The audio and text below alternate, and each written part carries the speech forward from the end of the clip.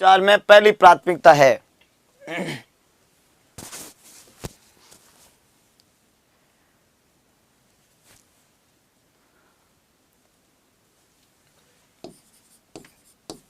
जवाब देवें।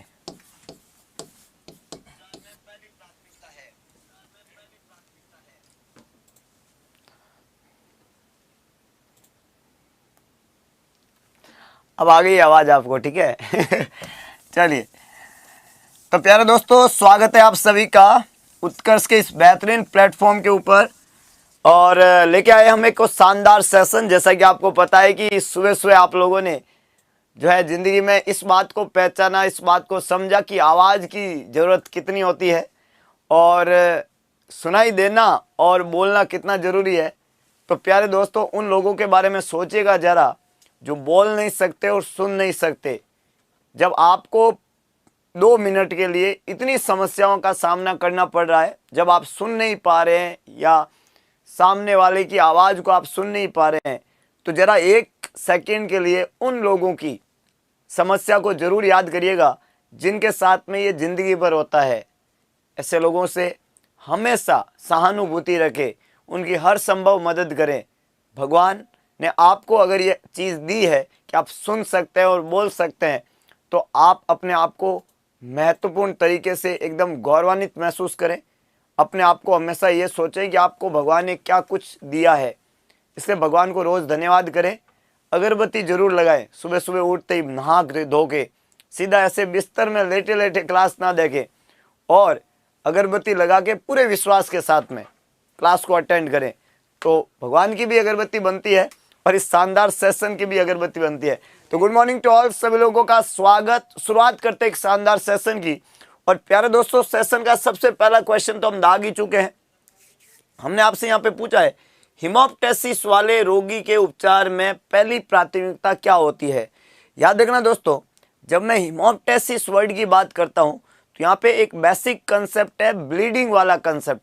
Basic concept क्या है? ब्लीडिंग वाला कंसेप्ट। प्यारे दोस्तों, जब हम ब्लीडिंग वाले कंसेप्ट की बात करते हैं, देखिएगा, ब्लीडिंग वाले कंसेप्ट की बात करते हैं तो हमारी बॉडी में कुछ इंपॉर्टेंट टर्मिनोलॉजी है जो ब्लीडिंग को इंडिकेट करती है। कैसी कैसी इंपॉर्टेंट टर्मिनोलॉजी? जैसे यहाँ पे हिमोप्टेसिस है। हिमोप्टेसिस का मतलब होता है blood in stool, blood in sputum. क्या बोलते हैं? Blood in sputum. एक होता है हीमेटेमेसिस। क्या वर्ड होता है प्यारे दोस्तों? हीमेटेमेसिस। हीमेटेमेसिस का मतलब होता है ब्लड इन वोमिटस, ब्लड इन वोमिटस। एक होता है हीमेचूरिया। हीमेचूरिया का मतलब होता है blood in urine, blood in urine. एक हो गया haemoptysis, blood in sputum, haematemesis, blood in vomitus, haematuria, blood in urine. और एक होता है प्यारे दोस्तों, ध्यान रखिए, सभी बातें बहुत इंपॉर्टेंट है, मेलेना।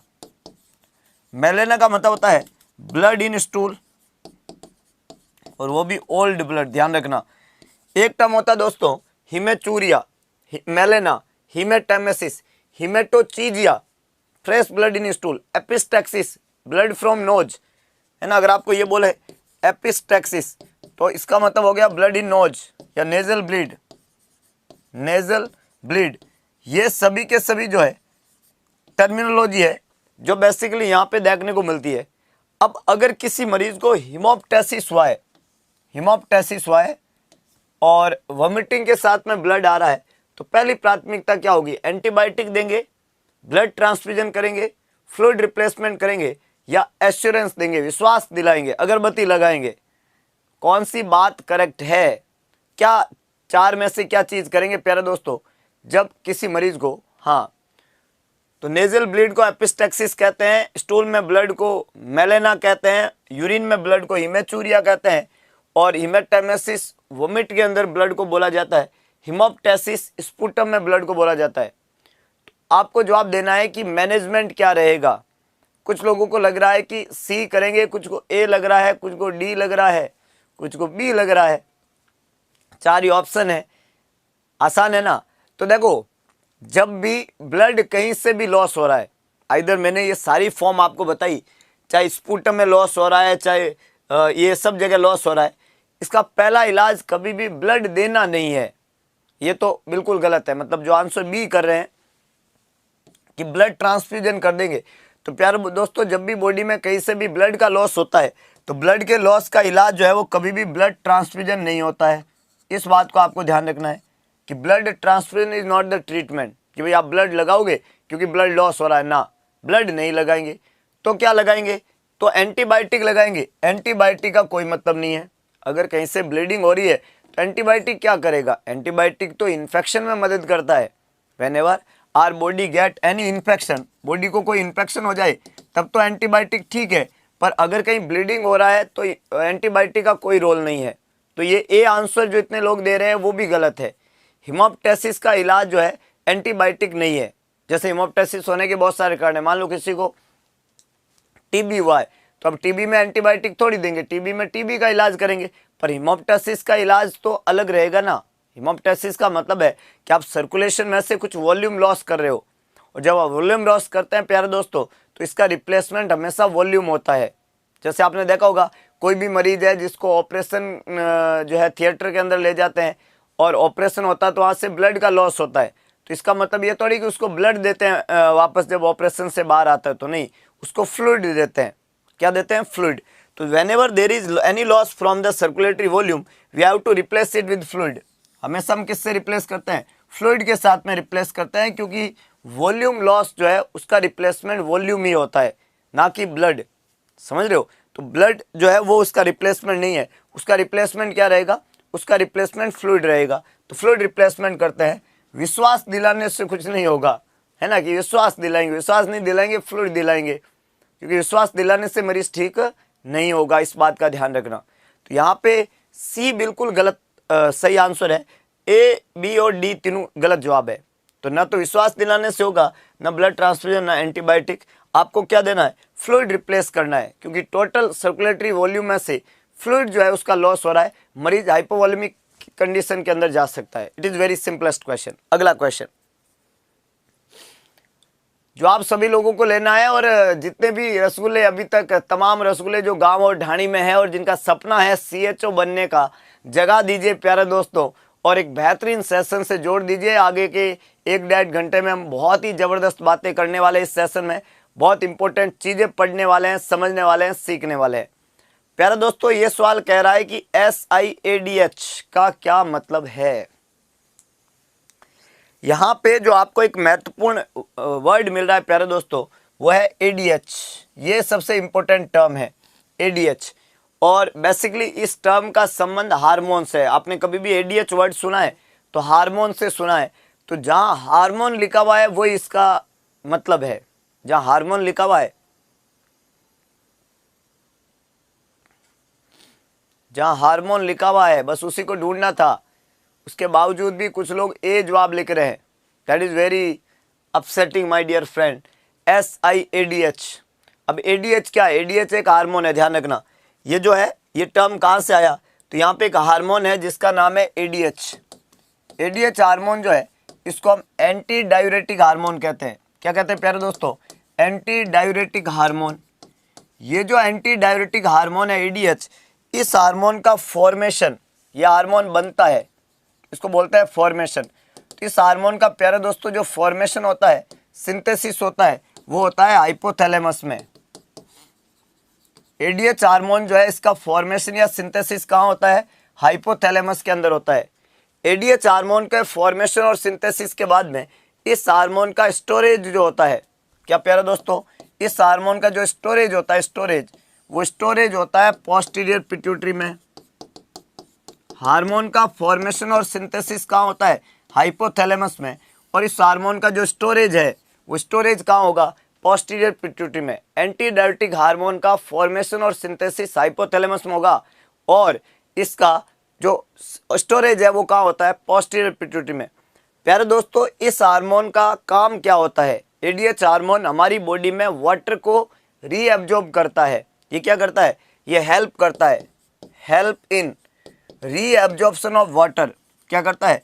Reabsorption of water.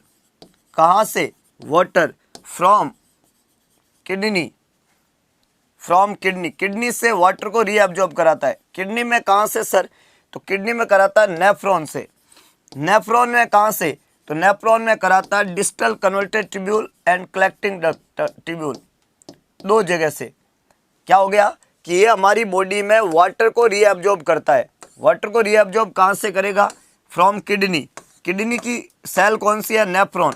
और नेफ्रॉन में कहाँ से करेगा? डिस्टल कन्वर्टेड ट्यूब्यूल और कलेक्टिंग ट्यूब्यूल में से वाटर को रीअब्जॉर्ब करेगा। कौन सा हार्मोन? एडीएच। कहाँ पे बनता है? हाइपोथैलेमस में। कहाँ स्टोर होता है? पोस्टीरियर पिट्यूटरी में। प्यारे दोस्तों, एडीएच हार्मोन की कमी और अधिकता से दो बीमारी होती है। भैया हार्मोन हमारी बॉडी में कम भी बन सकता है, ज़्यादा भी बन सकता है। काम तो करता है और वाटर को रीअब्जॉर्ब करता है।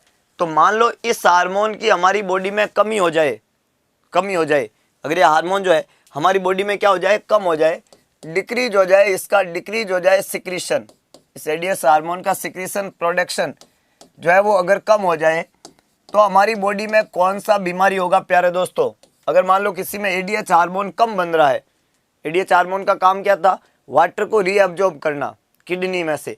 मान लो ये बन ही नहीं रहा है तो क्या कोई वाटर रीअब्जॉर्ब करेगा? नहीं। तो जब ये कम बने या इसका प्रोडक्शन नहीं हो तो उस केस के अंदर वाटर का रीअब्जॉर्प्शन नहीं होगा। और जब वाटर का रीअब्जॉर्प्शन नहीं होगा तो बॉडी में से वाटर का लॉस होगा। तो इस कंडीशन को क्या बोलते हैं? पॉलीयूरिया। इस कंडीशन को क्या बोलते हैं? पॉलीयूरिया होगा। और पॉलीयूरिया जिस बीमारी में होता है उसको नाम देते हैं डायबिटीज इंसिपिटस। क्या बोलते हैं प्यारे दोस्तों? Diabetes insipidus. तो अगर आपको कोई बोले कि एडीएच हार्मोन की कमी वाली बीमारी कौन सी है? डायबिटीज इंसिपिडस, जिसमें एडीएच हार्मोन जो है उसका प्रोडक्शन सिक्रीशन कम होता है और पॉलीयूरिया देखने को मिलता है। इसको हम बोलते हैं लैक ऑफ एडीएच या डिक्रीज एडीएच। एडीएच हार्मोन की जब कमी होती है, पॉलीयूरिया होता है, तो बीमारी का नाम होता है डायबिटीज इंसिपिडस। समझ में आ गया? और इस केस में यूरिन आउटपुट बहुत ज़्यादा होगा क्योंकि एडीएच हार्मोन नहीं है। दूसरा, अगर मेरे दोस्तों अगर ये एडीएच हार्मोन जो है वो ज़्यादा हो, इसका सिक्रीशन ज़्यादा हो, ये एक्सेस बने, है ना, यहाँ तो कमी की बात हुई।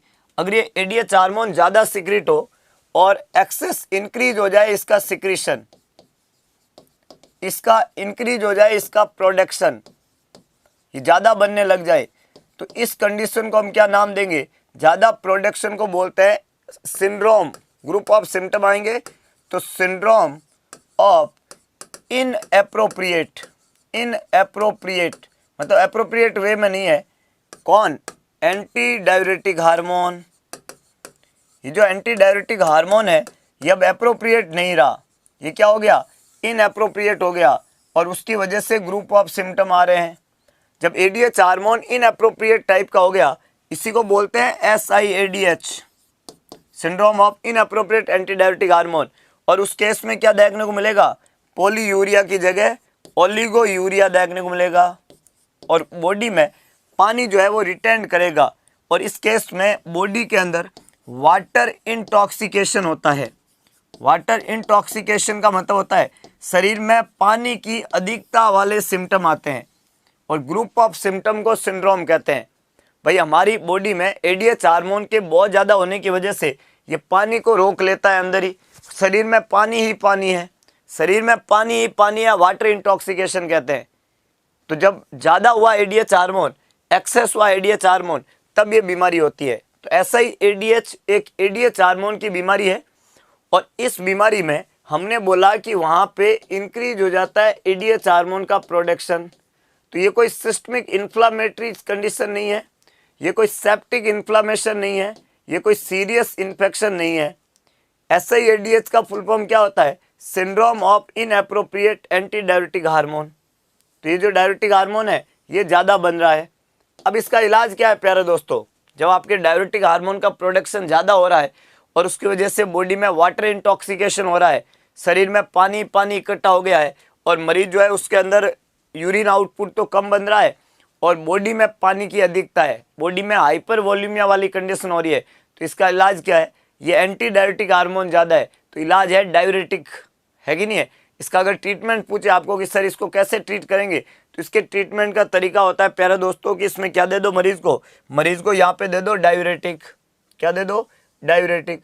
तो जब भी एक कंडीशन वहाँ पे प्रॉब्लम पैदा हो तो ऐसे मरीज को हम क्या देना प्रीफर करते हैं, इस मरीज का इलाज क्या होगा, डायूरेटिक दे दो, डायूरेटिक्स। क्या दे दो, डायूरेटिक्स। और ज़्यादातर हम प्रीफर करते हैं 2 डायूरेटिक, या तो लूप डायूरेटिक दे दो, लूप डायूरेटिक जो लूप ऑफ हैंडले पे काम करते हैं, फ्रूसेमाइड इसका एग्जाम्पल है, या आप दे दो potassium sparing diuretic. Potassium sparing diuretic जो है उसको हम स्पायरनोलैक्टोन के नाम से जानते हैं। तो एक हो गया आपका लूप डायूरेटिक फ्रूसेमाइड, और एक हो गया आपका स्पायरनोलैक्टोन। ये लाइन ऑफ ट्रीटमेंट है। अल्टीमेट इलाज है अगर कारण का इलाज कर सको कि भाई ज़्यादा सिक्रेट क्यों हो रहा है, कोई हाइपोथैलेमस में गड़बड़ है या पिट्यूटरी में गड़बड़ है, तो उसका इलाज करना अल्टीमेट ट्रीटमेंट यहाँ पे रहता है। So this is all about the anti diabetic hormone. 2 बातें हमेशा याद रखना, एक तो डायबिटीज इंसिपिटस और दूसरा जो है आपको क्या याद रखना है, syndrome of inappropriate anti diabetic hormone. Clear हो गया, इतनी बात आसान है। चलिए अगले क्वेश्चन की तरफ बढ़ते हैं। देखो दोस्तों, डायबिटीज मेलाइटस तो पेनक्रियाज की बीमारी है, लेकिन डायबिटीज इंसिपिटस जो है वो किसकी बीमारी है, एडीएच हार्मोन की कमी या अधिकता वाली बीमारी है। जब भी एडीएच हार्मोन जो है उसकी कमी देखने को मिलेगी तो पॉलीयूरिया होगा। डायबिटीज इंसिपिटस जो बीमारी है, जो एडीएच की कमी वाली बीमारी है, उसमें बॉडी में क्या होगा, क्या देखने को मिलेगा, यहाँ पे एडीएच हार्मोन की कमी से वहाँ पे पॉलीयूरिया होगा। और जब मरीज को पॉलीयूरिया होगा तो डायबिटीज की तरह प्यास उसमें भी ज़्यादा लगेगी, लेकिन भूख ज़्यादा का कंसेप्ट या ग्लूकोज ज़्यादा होने का कंसेप्ट वहाँ पे नहीं होता है। इस बात का आपको ध्यान रखना है। तो अगला सवाल इसी से संबंधित है कि अगर अधिक प्यास लगने लगे वहाँ पे तो उसको क्या कहते हैं। अगर प्यास ज़्यादा लग रही है प्यारे दोस्तों तो उसको क्या बोला जाता है। सभी लोगों को जवाब लिखना है। सेशन में होने वाला है एक से बढ़ के एक धमाकेदार चीज़ें। अधिक प्यास लगने को क्या कहते हैं। देखो अभी हमने बोला कि अगर एडीएच हार्मोन की कमी हो जाए, एडीएच हार्मोन की कमी हो जाए तो उसको बोलते हैं डायबिटीज इंसिपिटस, जिसका एक साइन है पॉलीयूरिया। आप सबको पता होना चाहिए कि एक 3 पीज साइन आपने सुनोगे, पॉलीयूरिया, पॉलीडिप्सिया, पॉलीफेजिया। वो होते हैं डायबिटीज मेलाइटस में। एक बीमारी होती है डायबिटीज मेलाइटस। डायबिटीज मेलाइटस जो है वो इंसुलिन की कमी से होती है, इंसुलिन डेफिशिएंसी डिजीज होती है। और ये पैनक्रियाज ग्लैंड की बीमारी है। ये किसकी बीमारी है, पैनक्रियाज की। ये बीमारी तो किसकी है, पिट्यूटरी ग्लैंड की। एडीएच हार्मोन जो है वो पोस्टीरियर पिट्यूटरी में होता है, तो ये बीमारी तो होती है पिट्यूटरी ग्लैंड की, पिट्यूटरी है कि नहीं है। और एक बीमारी होती है पैनक्रियाज ग्लैंड की, डायबिटीज मेलाइटस, जिसमें इंसुलिन की कमी से हाइपरग्लाइसीमिया रहता है, हाइपरग्लाइसीमिया। और जब ग्लूकोज का लेवल प्यारे दोस्तों ज़्यादा रहता है, इंसुलिन की कमी से ग्लूकोज का लेवल जब ज़्यादा रहता है तो मरीज को 3 पीज साइन आते हैं। कितने साइन आते हैं, 3 पीज साइन। इन 3 पीज साइन में क्या होता है, पॉलीयूरिया होता है, पॉलीडिप्सिया होता है, डिप्सिया होता है, और पॉलीफेजिया होता है, पॉलीफेजिया। याद रखना ये इन तीनों का क्या मतलब है। पॉलीयूरिया का मतलब यूरिन का ज़्यादा आना, पॉलीडिप्सिया का मतलब प्यास ज़्यादा लगना, पॉलीफेजिया का मतलब भूख ज़्यादा लगना। तो ये 3 सिम्टम तो भूख, प्यास और आपका जो है हंगर से संबंधित है। लेकिन इसमें 3 पी साइन नहीं होंगे, क्योंकि ये तो डायबिटीज इंसिपिटस है। वो 3 पी साइन डायबिटीज मेलाइटस के साइन है प्यारे दोस्तों। ये जो 3 पी साइन है, ये 3 पी साइन किसके है, ये तो डायबिटीज मेलाइटस के सिम्टम है। इसमें 3 पी साइन नहीं होंगे, ध्यान रखना। ये जो बीमारी है डायबिटीज इंसिपिटस, इसमें पॉलीयूरिया होगा, और जब यूरिन ज़्यादा लगेगा तो डेफिनेटली पॉलीडिप्सिया होगा। प्यास तो ज़्यादा लगेगी लगेगी, तो प्यास का ज़्यादा लगना, एक्सेस थर्स्ट जो है उसको हम पॉलीडिप्सिया बोलते हैं, और एक्सेस यूरिनेशन को पॉलीयूरिया बोलते हैं, एक्सेस यूरिन। लेकिन यहाँ पे भूख ज़्यादा लगने का कोई कंसेप्ट नहीं है। और जब मरीज को बार बार प्यास लगेगी तो बार बार पानी पिएगा, और फिर पानी पिएगा तो मरीज को क्या होगा, फिर यूरिन ज़्यादा लगेगा। इस बीमारी को डायबिटीज बोलते हैं। डायबिटीज वर्ड का मतलब ही है पॉलीयूरिया। तो देखो यहाँ पे एक डायबिटीज वर्ड यूज हुआ, पॉलीयूरिया। यहाँ पे एक डायबिटीज वर्ड यूज हुआ, पॉलीयूरिया। जहाँ डायबिटीज आएगा वहाँ पे पॉलीयूरिया होगा, मरीज को यूरिन बार बार लगेगा, याद रह जाएगा। तो इस कंडीशन में करेक्ट आंसर क्या रहेगा, पॉलीडिप्सिया, है ना। अगर प्यास ज़्यादा लग रही है तो इसको पॉलीडिप्सिया कहते हैं। प्यारे दोस्तों, हाइपोडिप्सिया या होलोडिप्सिया या पायरोडिप्सिया ऐसा कोई टर्म नहीं है। It's only the one term, that is polydipsia. तो 3 पीज साइन किससे संबंधित है, डायबिटीज मेलाइटस से। दोनों में डिफरेंस क्या है, इसमें हाइपरग्लाइसीमिया है और पॉलीफेजिया भी होता है। इसमें ऐसा नहीं होता है, ग्लूकोज नॉर्मल रहता है, पॉलीफेजिया नहीं होता है। एक और खास बात है, इस डायबिटीज मेलाइटस को डायग्नोस करने का जो टेस्ट होता है उसको ओजीटीटी टेस्ट कहते हैं। क्या कहते हैं? ओजीटीटी। अगर आपको इसको डायग्नोस करना है तो इसके टेस्ट का नाम होता है OGTT, oral glucose tolerance test. कौन सा test? Oral glucose tolerance test. लेकिन प्यारे दोस्तों, इसको डायग्नोस करने के टेस्ट को बोलते हैं water deprivation test. Water deprivation test, deprivation test. तो इनका डायग्नोस्टिक टेस्ट अलग अलग है। उसके डायग्नोस्टिक टेस्ट को बोलते हैं OGTT, oral glucose tolerance test. इसका डायग्नोस्टिक टेस्ट होता है वाटर डेप्रीवेशन टेस्ट। अच्छा, दोनों का इलाज जो है वो हार्मोन अलग अलग है, पर इलाज के तरीके है हार्मोन ही है, लेकिन अलग अलग हार्मोन है और अलग अलग रूट है। जैसे अगर डायबिटीज मेलाइटस है, इसका मुझे इलाज करना है तो इसमें मैं दूंगा इंसुलिन। क्या दूंगा?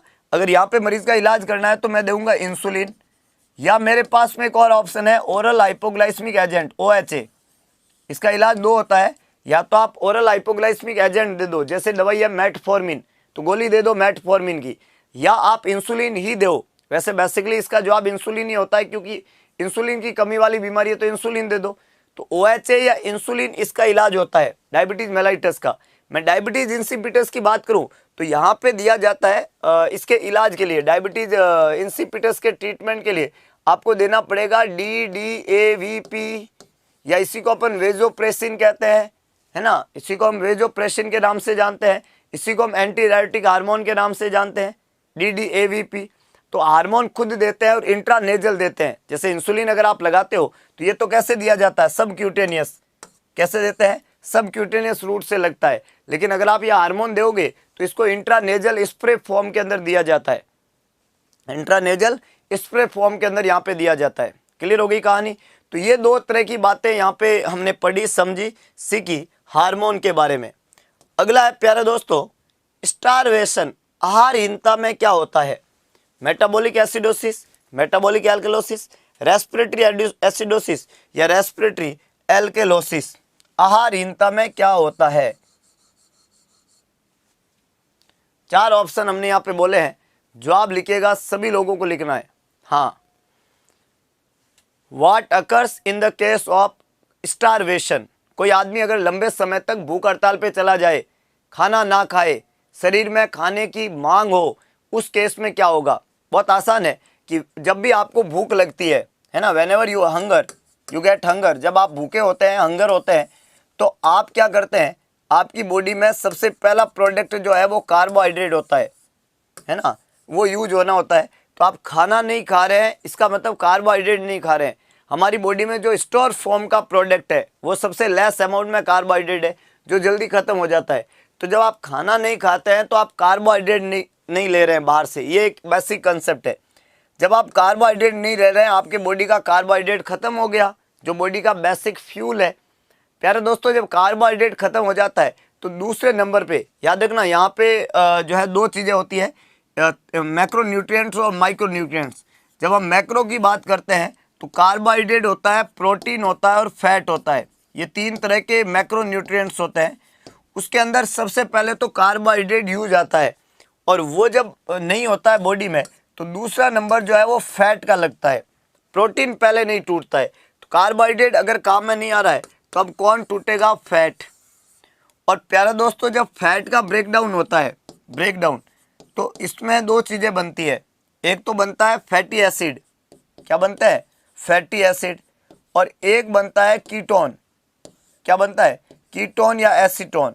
कीटोन बनता है या एसीटोन बनता है। तो दो चीज़ें बनती है, एक तो बनता है फैटी एसिड, एक बनता है कीटोन या एसीटोन।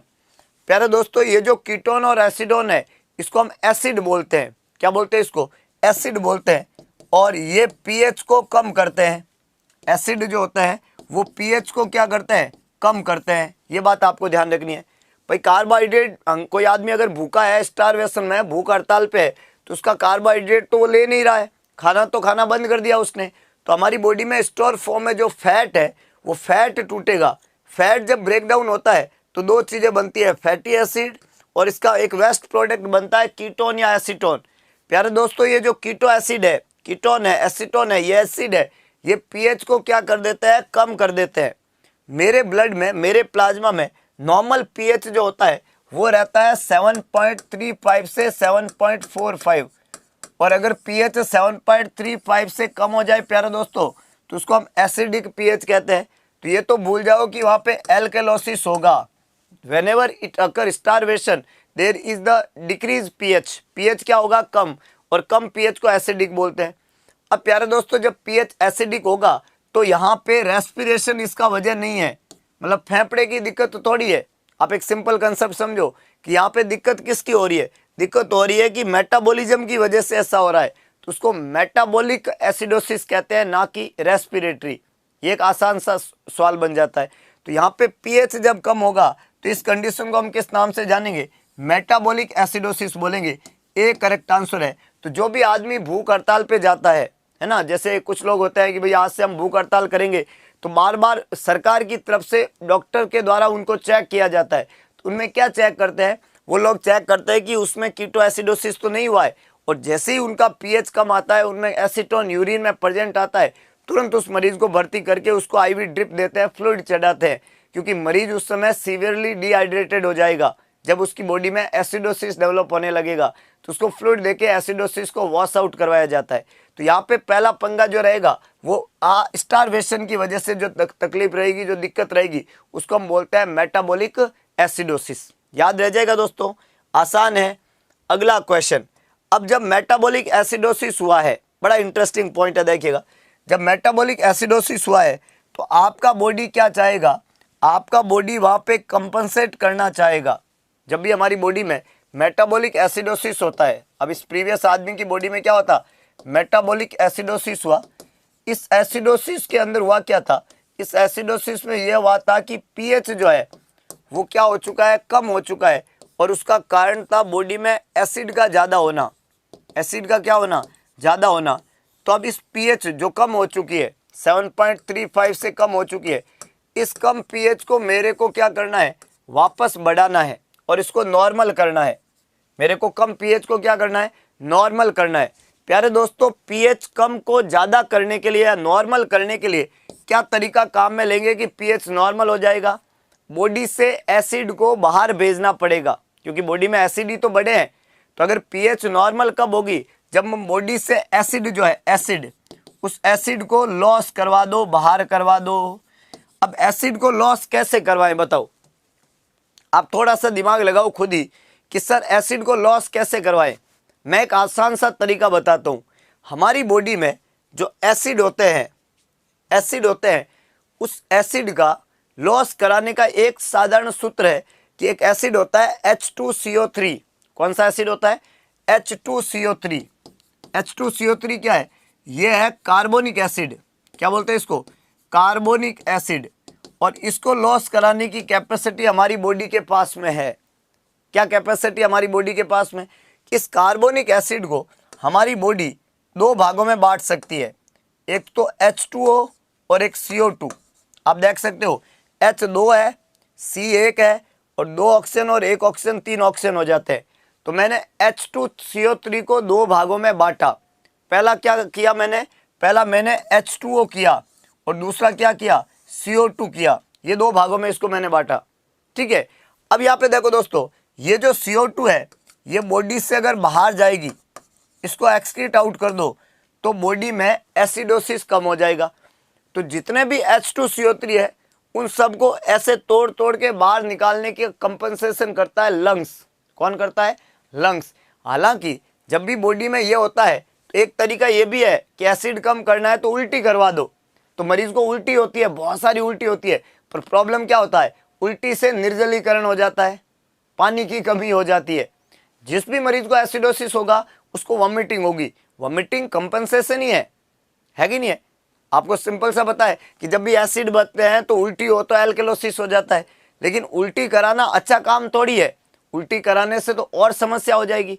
तो यहाँ पे एक और कंपनसेशन है कि CO2 के थ्रू उसको बाहर निकाल दो। CO2 बाहर निकालने के लिए क्या करना पड़ेगा, अंदर ऑक्सीजन लेना पड़ेगा।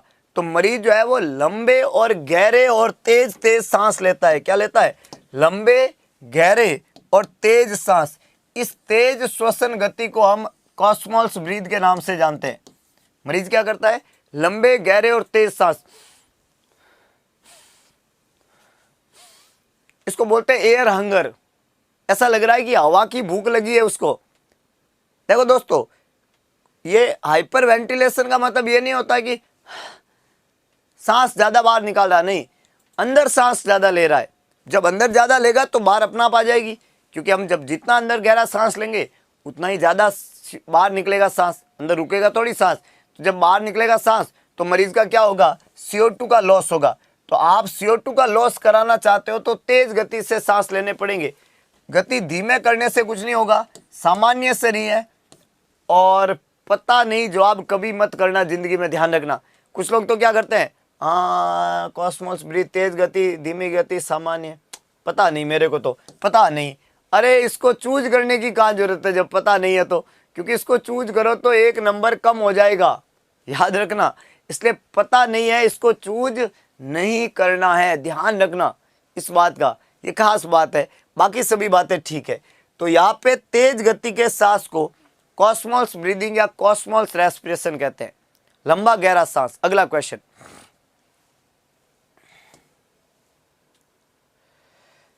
चलिए उसी से संबंधित एक और इंटरेस्टिंग बात। एक मरीज मैकेनिकल वेंटिलेटर पे है, जब किसी के फेफड़े काम नहीं करते हैं तो हम उसको एक ET ट्यूब डालते हैं और बाद से वेंटिलेटर लगा देते हैं।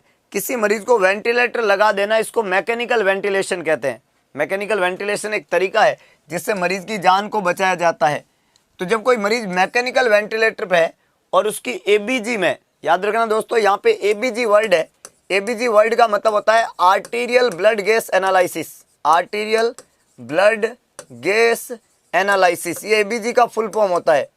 ABG जो होती है उसके अंदर क्या करते हैं, एक हिपेरिनाइज्ड सिरिंज काम में लेते हैं। क्या काम में लेते हैं, एक हिपेरिनाइज्ड, हिपेरिन से ऐसे करके, और एक सिरिंज काम में लेते हैं, सिरिंज। और ये जो दोस्तों हिपेरिनाइज्ड सिरिंज होती है, इस सिरिंज में से, इस सिरिंज को यूज करके हम जो है वो रेडियल आर्टरी में पंचर करते हैं। कौन सी आर्टरी में, रेडियल आर्टरी में पंक्चर करते हैं। और रेडियल आर्टरी में पंक्चर करके और वहां से 0.5 ml, कितना, 0.5 ml आर्टीरियल ब्लड लेते हैं और इस आर्टीरियल ब्लड का एनालिसिस करते हैं मशीन के थ्रू। तो 3 रीडिंग आएगी, हमें pH पता चलेगा, हमें PCO2 पता चलेगा और हमें बाइकार्बोनेट पता चलेगा। ये 3 रीडिंग हमें फिर पता चलेगी। बहुत आसान है कि आप ABG arterial blood gas analysis में एक हिपेरिनाइज्ड सिरिंज काम में लेते हैं 2 ml का, और उस सिरिंज को रेडियल आर्टरी में पंचर करते हैं और उस वहाँ से 0.5 ml आर्टीरियल ब्लड लेते हैं और उसका मशीन में चेक करके pH, PCO2 और बाइकार्बोनेट चेक किया जाता है।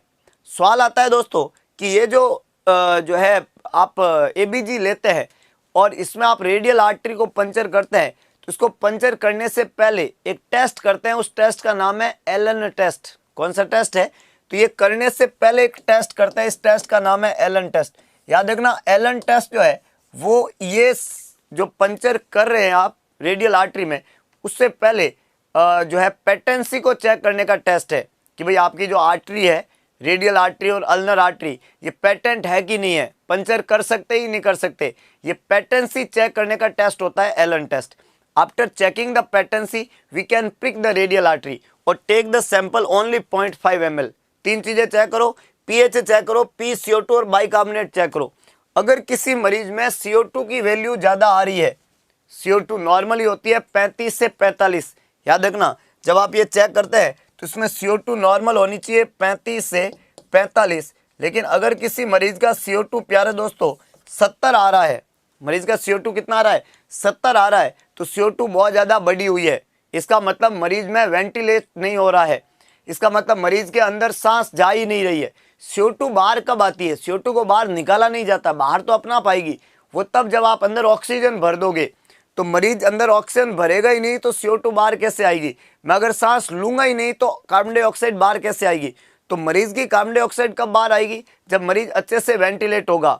ये कंडीशन बता रहा है कि मरीज अच्छे से वेंटिलेट हो ही नहीं रहा है, इसलिए उसका CO2 70 है। तो आप उसको प्रॉपर वेंटिलेट करो। पहला तरीका क्या लिखा हुआ है, उसकी FiO2 बढ़ानी चाहिए, उसकी श्वसन दर कम करनी चाहिए, उसकी श्वसन दर बढ़ा देनी चाहिए और वेंटिलेटर द्वारा दिया गया दबाव बढ़ाना चाहिए। तो यहाँ पे न तो आपको FiO2 बढ़ानी है, ना आपको प्रेशर बढ़ाना है और ना आपको रेस्पिरेशन रेट कम करनी है। बेसिकली मरीज की रेस्पिरेशन रेट को आपको क्या करना है, बढ़ाना है वेंटिलेटर में। जैसे आप रेस्पिरेशन रेट को बढ़ाएंगे मरीज जो है वो वेंटिलेट होना शुरू होगा। कि मैंने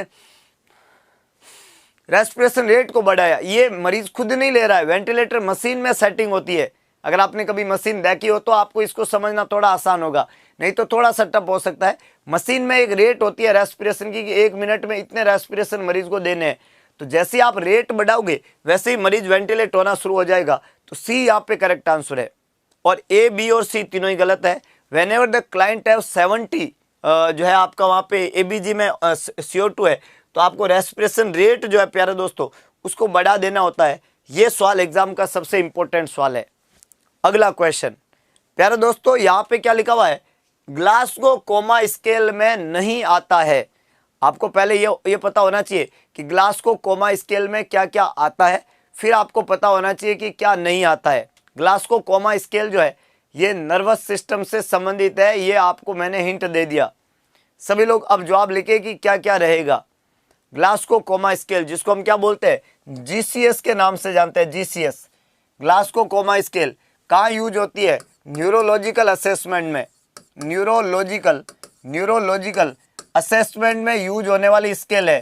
तो किसी भी मरीज का न्यूरोलॉजिकल असेसमेंट करना है तो हम क्या यूज करते हैं, ग्लासगो कोमा स्केल। प्यारे दोस्तों ये जो ग्लासगो कोमा स्केल होती है इसमें 3 कंपोनेंट है। कौन कौन से, E, V और M। ग्लासगो कोमा स्केल है 3 कंपोनेंट। एक में हम देखते हैं आई रेस्पॉन्स, क्या देखते हैं प्यारे दोस्तों, आई रेस्पॉन्स। दूसरे में हम देखते हैं वर्बल रेस्पॉन्स और तीसरे का हम देखते हैं मोटार रेस्पॉन्स। तो एक हम देखते हैं आई रेस्पॉन्स, एक हम देखते हैं वर्बल रेस्पॉन्स और एक हम देखते हैं मोटार रेस्पॉन्स। EVM इसको हम बोलते हैं, आई रेस्पॉन्स, वर्बल रेस्पॉन्स और मोटार रेस्पॉन्स। प्यारे दोस्तों ध्यान रखना कि ये जो ग्लासगो कोमा स्केल है इसमें एक स्कोरिंग सिस्टम होता है और स्कोरिंग सिस्टम में मिनिमम मार्क्स जो है वो 3 होते हैं और मैक्सिमम मार्क्स जो है वो यहाँ पे 15 होते हैं। कैसे कि जैसे मान लो मैं आई का रेस्पॉन्स देख रहा हूँ तो आई के अंदर मिनिमम से मिनिमम क्या रहेगा, आई के अंदर मिनिमम से मिनिमम रहेगा 1 नंबर और मैक्सिमम से मैक्सिमम रहेगा 4 नंबर। मैं वर्बल रेस्पॉन्स देखूँ तो मिनिमम से मिनिमम 1 नंबर, मैक्सिमम नंबर 5। मैं मोटर देखूँ तो मिनिमम 1 और मैक्सिमम 6। प्यारे दोस्तों जब मैं मिनिमम को जोड़ूं तो 3 होगा और जब मैं मैक्सिमम को जोड़ूं तो 15 होता है। तो मिनिमम मार्क्स हमेशा क्या होता है, 3 होता है और मैक्सिमम मार्क्स हमेशा 15 होता है। अगर किसी मरीज का ग्लासगो कोमा स्केल जो है उसमें मिनिमम मार्क्स 3 जो आ रहा है अगर ये है तो इसका मतलब मरीज की कंडीशन बहुत ज़्यादा खराब है, मरीज डीप कोमा के अंदर है। अगर किसी मरीज का मिनिमम, याद रखना कम से कम नंबर 3 होगा, 0 नहीं होगा, 1 नहीं होगा, 2 नहीं होगा। ये सवाल एग्जाम में आता है कि ग्लासगो कोमा स्केल में कम से कम नंबर कितना होता है, तो कम से कम 3 ही होगा। क्यों, क्योंकि सभी कंपोनेंट में कम से कम नंबर 1 होता है, तो तीनों को जोड़ो तो 3 होगा। और अगर किसी का नंबर 3 आता है इसका मतलब वो बहुत ज़्यादा डीप कोमा में है। वो किस में है, डीप कोमा के अंदर है जब उसका नंबर 3 ही आता है। सबसे अच्छा नंबर क्या है, वो 15 है और इसमें अलग अलग नंबर आता है। जब नंबर 7 मतलब 8 से कम है, लेस देन 8 है, या हम कहते हैं 7 और 7 से कम है तो इसको हम कोमा बोलते हैं। और जब वो 3 ही हो गया है तब उसको डीप कोमा बोलते हैं। ऐसा होता है ग्लासगो कोमा स्केल। तो एक आई का रेस्पॉन्स देख लो, एक वर्बल रेस्पॉन्स देख लो, एक मोटर देख लो। तो आई दिखा है, मोटर लिखा है, वर्बल लिखा है, ये तीनों तो ठीक है, लेकिन यहाँ पे पेन का रेस्पॉन्स जो है वो ग्लासगो कोमा स्केल का कंपोनेंट नहीं है। हाँ, ग्लासगो कोमा स्केल में पेनफुल स्टिमुलाई देते हैं और मरीज को दर्द होता है, इससे ये होता है, लेकिन ये इसका कंपोनेंट नहीं है। इस बात का ध्यान रखें, समझ रहे हो बात को। अगले क्वेश्चन की तरफ। हाँ, ज़्यादा से ज़्यादा 15 नंबर दे सकते हो और कम से कम 3 नंबर दे सकते हो। जैसे यहाँ पे आप नंबर दे के दिखाए दोस्तों, छोटा सवाल है, 2-3 काम एक साथ करने हैं। एक तो आपको अगरबत्ती लगा देनी है हाथों हाथ, अपने आप को विश्वास में लाना है, सारे कंपोनेंट को पढ़ना है और अपना बेस्ट जवाब देना है। देखते हैं कितने लोग सही जवाब दे पाते हैं। जितने भी हमारे 1650 रसगुल्ले हैं, इस नंबर में नया आंकड़ा लग जाना चाहिए और अगले 10 मिनट में हम कितने सवाल करते हैं और आप कितना नंबर लगवा पाते हो। नया से नया आंकड़ा होना चाहिए, बिल्कुल फ्रेश आंकड़ा होना चाहिए। कहानी इतनी सी है कि एक मरीज है, उसका मस्तिष्क क्षति हुआ है और ग्रसित रोगी नाम पुकारने पर आंख खोलता है। वो जो ग्रसित रोगी है जिसका मस्तिष्क में क्षति हुआ है, वो नाम पुकारने पे आंख खोलता है। बैकी बैकी बातें करता है। कैसी बातें करता है? बैकी बैकी बातें करता है ना। और वो पीड़ा देने पर, क्या देने पे? पीड़ा देने पर पीड़ा वाले स्थान को निर्धारित कर पाते हैं। पीड़ा देने पे पीड़ा वाले स्थान को निर्धारित कर पाता है। तो उसका जीसीएस क्या है? 3 काम करता है वो।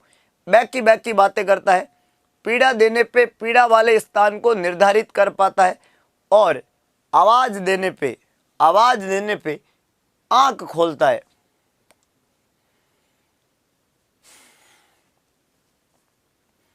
कुछ लोग 9 नंबर दे रहे हैं, कुछ लोग 7 नंबर दे रहे हैं, कुछ को लग रहा है 11 नंबर है, कुछ को लग रहा है 5 नंबर है। एक ही तो जवाब होगा प्यारे दोस्तों। आसान सवाल है। सबसे पहले मैंने बोला तीनों कंपोनेंट की तरफ देखो। अरे पूछो इस आई रेस्पॉन्स से, पूछो वर्बल से, पूछो मोटर से कि उनके कितने कितने नंबर है। जब तीनों के नंबर पता चलेंगे तो आपका जवाब भी हिट हो जाएगा। आई रेस्पॉन्स में 4 नंबर देते हैं तब जब मरीज की आंखें खुली है। स्पॉन्टेनियस आई ओपनिंग के लिए 4 नंबर है। प्यारे दोस्तों, ऐसा यहाँ पे लिखा हुआ नहीं है।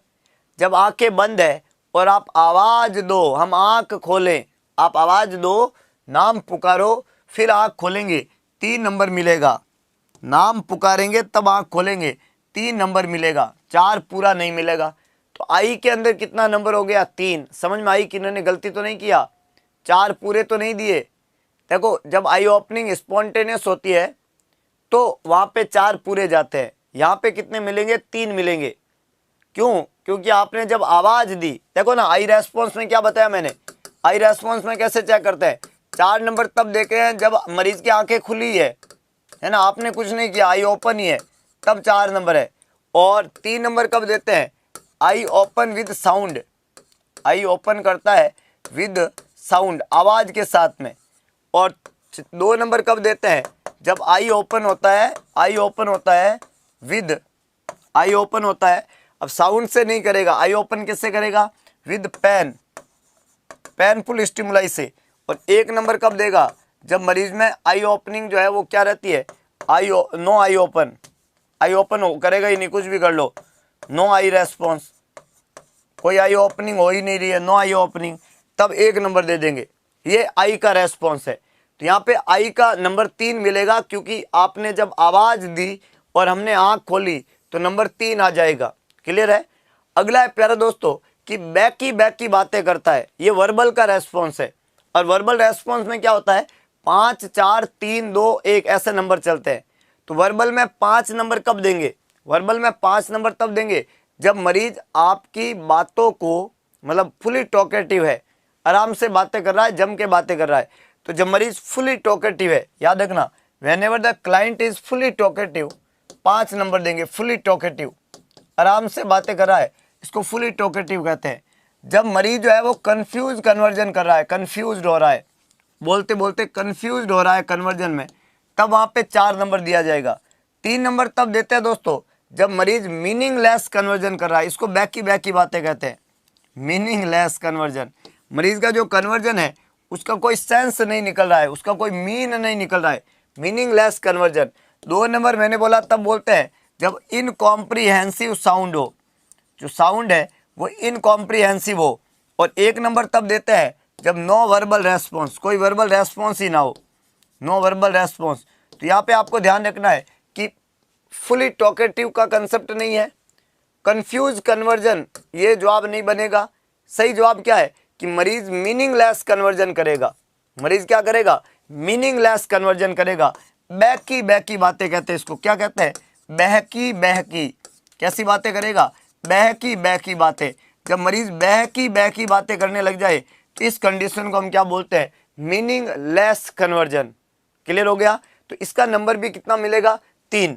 मीनिंगलेस कन्वर्जन नंबर कितना मिलेगा? 3 प्यारे दोस्तों। कंफ्यूज कन्वर्जन की जगह अभी मीनिंगलेस कन्वर्जन कर रहा है, बैकी बैकी बातें कर रहा है। अगला है पीड़ा देने पे पीड़ा वाले स्थान को लोकेलाइज कर पाना। पीड़ा देने पे पीड़ा वाले स्थान को लोकलाइज करना। अब बहुत सिंपल कंसेप्ट है, ये मोटार से संबंधित बात हो रही है। जब मैं मोटार की बात करता हूं, याद रखना दोस्तों, हाँ, जब हम मोटार की बात कर रहे हैं तो मोटार की जब बात करते हैं प्यारे दोस्तों, तो इसको समझना, मोटार रेस्पॉन्स कैसे चेक करते हैं। इसमें मैक्सिमम नंबर तो 6 होता है और मिनिमम नंबर जो है वो कितना होता है, 1 होता है। 6 कब देते हैं, जब मरीज ओबे कमांड, आपने बोला हाथ ऊपर कर दो, उसने ऊपर कर दिया, नीचे कर दो, नीचे कर दिया। जब आपके ऑर्डर को मरीज फॉलो कर रहा है, आपकी कमांड को ओबे कर रहा है, तब तो पूरा 6 नंबर मिलेगा। आपने बोला हाथ ऊपर करो, मरीज ने हाथ ऊपर नहीं किया, अब आपने पेनफुल स्टिमुलाई दिया तो मरीज उसका रेस्पॉन्ड कर रहा है ना। तो मूवमेंट विद पेनफुल स्टिमुलाई, मरीज का जो मूवमेंट है वो किससे हो रहा है, पेनफुल स्टिमुलाई से। और यही क्वेश्चन में लिखा हुआ है और इसको जो है हम लोकलाइज के नाम से जानते हैं, है ना। पेन का क्या हुआ, लोकलाइज्ड हुआ, पेन से रेस्पॉन्ड किया। 4 नंबर प्यारे दोस्तों तब देते हैं जब मरीज जो है उसके अंदर नॉर्मल फ्लेक्शन हो या विड्रॉल हो। एक वर्ड यूज होता है नॉर्मल फ्लेक्शन या एक वर्ड यूज होता है विड्रॉल। क्या होता है, विड्रॉल। इसके बाद में तो 2 पोस्चर आ जाते हैं, एक को हमने बोला डी कॉर्टिकेट और एक को हमने बोला था डी सेरिब्रेट। कई लोगों ने यही गलती की है, इनके नंबर गड़बड़ दिए है। और एक में हुआ है फ्लैसिड। तो ये तीनों तो पोस्चर है, फ्लैसिड लिम्ब, डी सेरिब्रेट, डी कॉर्टिकेट, ये तो अलग अलग पोस्चर है, यहाँ पे तो जिक्र ही नहीं है इनका। नॉर्मल फ्लेक्शन वहाँ पे दिया हुआ नहीं है, वहाँ पे लोकलाइजेशन का बोला गया है। 5 नंबर पूरा देके जाएगा। पेन के लोकलाइजेशन का बोला है कि जब भी आप पीड़ा देने पे पीड़ा वाले स्थान पे निर्धारित लोकलाइजेशन कर पाते हो तो नंबर कितना मिलेगा, पूरा 5। और प्यारे दोस्तों 5 और 3 8 और 3 11 नंबर यहाँ पे मिल जाएगा इस ग्लासको कोमा स्केल के अंदर। जीसीएस की रीडिंग यहाँ पे पूछी है, नंबर अलग अलग है। पहला आपको क्या दिया है, आई का रेस्पॉन्स 3 रहेगा, दूसरा दिया है वर्बल रेस्पॉन्स 3 मिलेगा और तीसरा दिया है मोटा रेस्पॉन्स, पूरे 5 नंबर देके जाएगा। मिनिमम नंबर जो है वो 3 हो सकता है और मैक्सिमम नंबर जो है वो कितना हो सकता है दोस्तों, 15 हो सकता है। दोनों ही बातें आपको समझनी है। अगले क्वेश्चन की तरफ, मजेदार क्वेश्चन है, आराम से क्वेश्चन को पढ़ें, एनर्जी के साथ में पढ़े। कितना जबरदस्त माहौल है कि सुबह का 6-7 बजे है और गर्म चाय के साथ के अंदर इतने गरम गरम क्वेश्चन अगर मिले तो जिंदगी में इससे बड़ा सुख कुछ नहीं हो सकता, मैं ऐसा मानता हूं, है ना। तो ये सबसे बड़ा, मतलब आप एक तरीके से मैं कह सकता हूं कि कुछ ऐसे जबरदस्त कर्म किए होंगे आपने लाइफ में कि इस तरीके के सेशन आपको अर्ली मॉर्निंग किसी प्लेटफॉर्म से मिल रहे हैं। हिंदुस्तान का एकमात्र प्लेटफॉर्म जो आपको इस तरह की पढ़ाई रोज करवाता है, कभी कभी नहीं, रोज करवाता है, हर दिन करवाता है और जम के करते हैं। तो यहाँ पे अगला क्वेश्चन है प्यारे दोस्तों, ऑक्सीजन सैचुरेशन किस में नापा जाता है, ऑक्सीजन का सैचुरेशन किस में नापा जाता है। तो इसके लिए अगरबत्ती तो बनती है कि नहीं बनती है, बताओ। बहुत इंपॉर्टेंट है लाइफ में, विश्वास, सबसे बड़ी बात विश्वास है कि नहीं। ऑक्सीजन का सैचुरेशन किस में नापा जाता है, जवाब लिखिएगा। ऑक्सीजन का सैचुरेशन सेंटीमीटर H2O में, mmHg के अंदर, है ना, सेंटीमीटर H2O के अंदर, mmHg के अंदर, परसेंटेज के अंदर या लीटर के अंदर। तो ऑक्सीजन का सैचुरेशन जो है, ऑक्सीजन का सैचुरेशन जो है वो लीटर में नहीं नापते हैं, ऑक्सीजन का सैचुरेशन लीटर के अंदर नहीं नापते हैं, mmHg में नहीं नापते हैं, सेंटीमीटर H2O में बिल्कुल भी नहीं नापते हैं, सेंटीमीटर H2O में नहीं नापते हैं। तो करेक्ट आंसर क्या रहेगा, परसेंटेज वैल्यू। जी हाँ दोस्तों, SpO2 जैसे आपने देखा होगा 100%, या से देखते हैं 90%, 95%, ये क्या है, परसेंटेज वैल्यू है। सैचुरेशन हमेशा किस में आता है, परसेंटेज वैल्यू में आता है, लीटर में नहीं आता है। SpO2 बोलते हैं, सैचुरेशन ऑफ ऑक्सीजन जो है वो कभी भी लीटर में मेजर नहीं करते हैं, कुछ लोग तो लीटर में मेजर कर रहे हैं उसको, है कि नहीं है। तो SpO2 हमेशा परसेंटेज वैल्यू में आता है। अगला क्वेश्चन दोस्तों, सभी लोग जवाब लिखे। हाँ, लीटर में फ्लूइड को नापते हैं, हाँ जिसको भी नापते हैं, लेकिन ऑक्सीजन को नहीं नापते हैं। चलिए अगला क्वेश्चन, ब्रोंकिएक्टेसिस का अर्थ है, ये एक अच्छा जवाब है, अच्छा सवाल है, सॉरी। ब्रोंकिएक्टेसिस का क्या मतलब है प्यारे दोस्तों, पहला ऑप्शन है constriction of bronchioles, dilatation of bronchioles, constriction of arterioles, dilatation of arterioles. तो याद रखना आर्टीरियोल्स का कॉन्स्ट्रिक्शन या डायलेटेशन का तो कंसेप्ट नहीं है, क्योंकि ब्रोंकियोल की बात हो रही है तो आर्टीरियोल कहाँ से आएगा। आर्टीरियल डायलेटेशन और आर्टीरियल कॉन्स्ट्रिक्शन जो है ये तो वेजो डायलेशन या वेजो कॉन्स्ट्रिक्शन कहलाएगा। क्या कहलाएगा? वेजो कॉन्स्ट्रिक्शन कहलाएगा। और या इसी को हम बोलते हैं वेजो डायलेशन। तो यहाँ पे हम वेसल्स की बात नहीं कर रहे हैं, वेजो डायलेशन या वेजो कॉन्स्ट्रिक्शन की बात नहीं कर रहे हैं, हम डायलेटिन या कॉन्स्ट्रिक्शन की बात करते हैं ब्रोंकियोल्स का। तो ब्रोंकियोल्स का अगर प्यारे दोस्तों यहाँ पे जो है कॉन्स्ट्रिक्शन हो जाए तो ये तो होता है ब्रोंकोस्पाज्म। क्या होता है? ब्रोंकोस्पाज्म। और ब्रोंकोस्पाज्म जो होता है वो अस्थमा के अंदर देखने को मिलता है, सीओपीडी में देखने को मिलता है। लेकिन ब्रोंकिएक्टेसिस के अंदर डायलेटेशन हो जाता है, परमानेंट डायलेटेशन हो जाता है ब्रोंकियोल्स का। और वो जो ब्रोंकियोल्स है उसके अंदर एयर पॉकेट्स बन जाते हैं और उसके अंदर पस और हवा भर जाती है परमानेंटली, है ना। जो आपके एल्यूलाई है, ब्रोंकियोल्स है, उनका परमानेंट डायलेटेशन है, उसके अंदर एयर पॉकेट्स बन गए और उसके अंदर जो है वो परमानेंटली हवा भर गई। और उसकी वजह से क्या हो गया, वहाँ पे खूब सारी पस और स्पुटम इकट्ठा होने लग जाता है। ऐसे मरीजों को एक्सपेक्टोरेंट दे दे के, चेस्ट फिजियोथेरेपी दे दे के और खूब सारा जो है म्यूकोलाइटिक एजेंट दे दे के फेफड़े के एयर पॉकेट्स को, पस पॉकेट्स को खाली करवाया जाता है। इनमें नहीं तो इन्फेक्शन, इन्फ्लामेशन होने की रिस्क रहती है। इस तरह की बीमारी होती है ब्रोंकिएक्टेसिस। तो ब्रोंकिएक्टेसिस में परमानेंट डायलिटेशन हो जाता है वहाँ पे एयर पॉकेट्स का। इस बात को आपको यहाँ पे ध्यान रखना है किसी भी मरीज में। अगला क्वेश्चन है दोस्तों, और यह है यदि किसी को पहले ब्लड ट्रांसफ्यूजन से एलर्जिक रिएक्शन हुआ है तो उसे अगली बार क्या देंगे? बहुत इंटरेस्टिंग क्वेश्चन। ब्लड सबसे बड़ी दवा है, ब्लड, है ना। इस दुनिया में सबसे खतरनाक ड्रग और सबसे बड़ी ड्रग है जो ब्लड को माना जाता है। तो अगर किसी मरीज में ब्लड ट्रांसफ्यूजन आपने करवाया, किसी मरीज को ब्लड ट्रांसफ्यूजन हुआ और ब्लड ट्रांसफ्यूजन से मरीज को एलर्जिक रिएक्शन हो गया, कई मरीजों को होता है ब्लड ट्रांसफ्यूजन से एलर्जिक रिएक्शन, इसको टाइप 2 की हाइपर सेंसिटिविटी रिएक्शन कहते हैं और इसको हम साइटोटॉक्सिक रिएक्शन कहते हैं। तो ऐसी कोई रिएक्शन मरीज को ब्लड से हुई, जब भी रिएक्शन होती है तो इसका पहला इलाज होता है कि हम स्टॉप कर देते हैं ब्लड ट्रांसफ्यूजन को। हम ब्लड ट्रांसफ्यूजन को तुरंत क्या कर देते हैं, बंद कर देते हैं।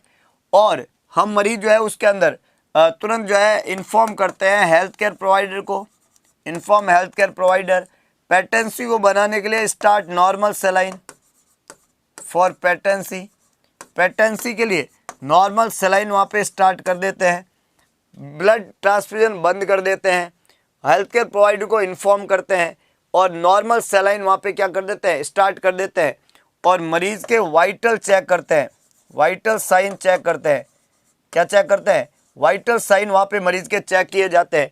ये इनिशियल काम किया जाता है जब भी मरीज को साइटोटॉक्सिक रिएक्शन होती है जो ट्रांसफ्यूजन से संबंधित रिएक्शन है। अब प्यारे दोस्तों सवाल ये बोला है कि अगली बार आप क्या देंगे जब मरीज को ये रिएक्शन हुआ है। पहला है whole blood, pack RBC, warm RBC और वॉश्ड आरबीसी।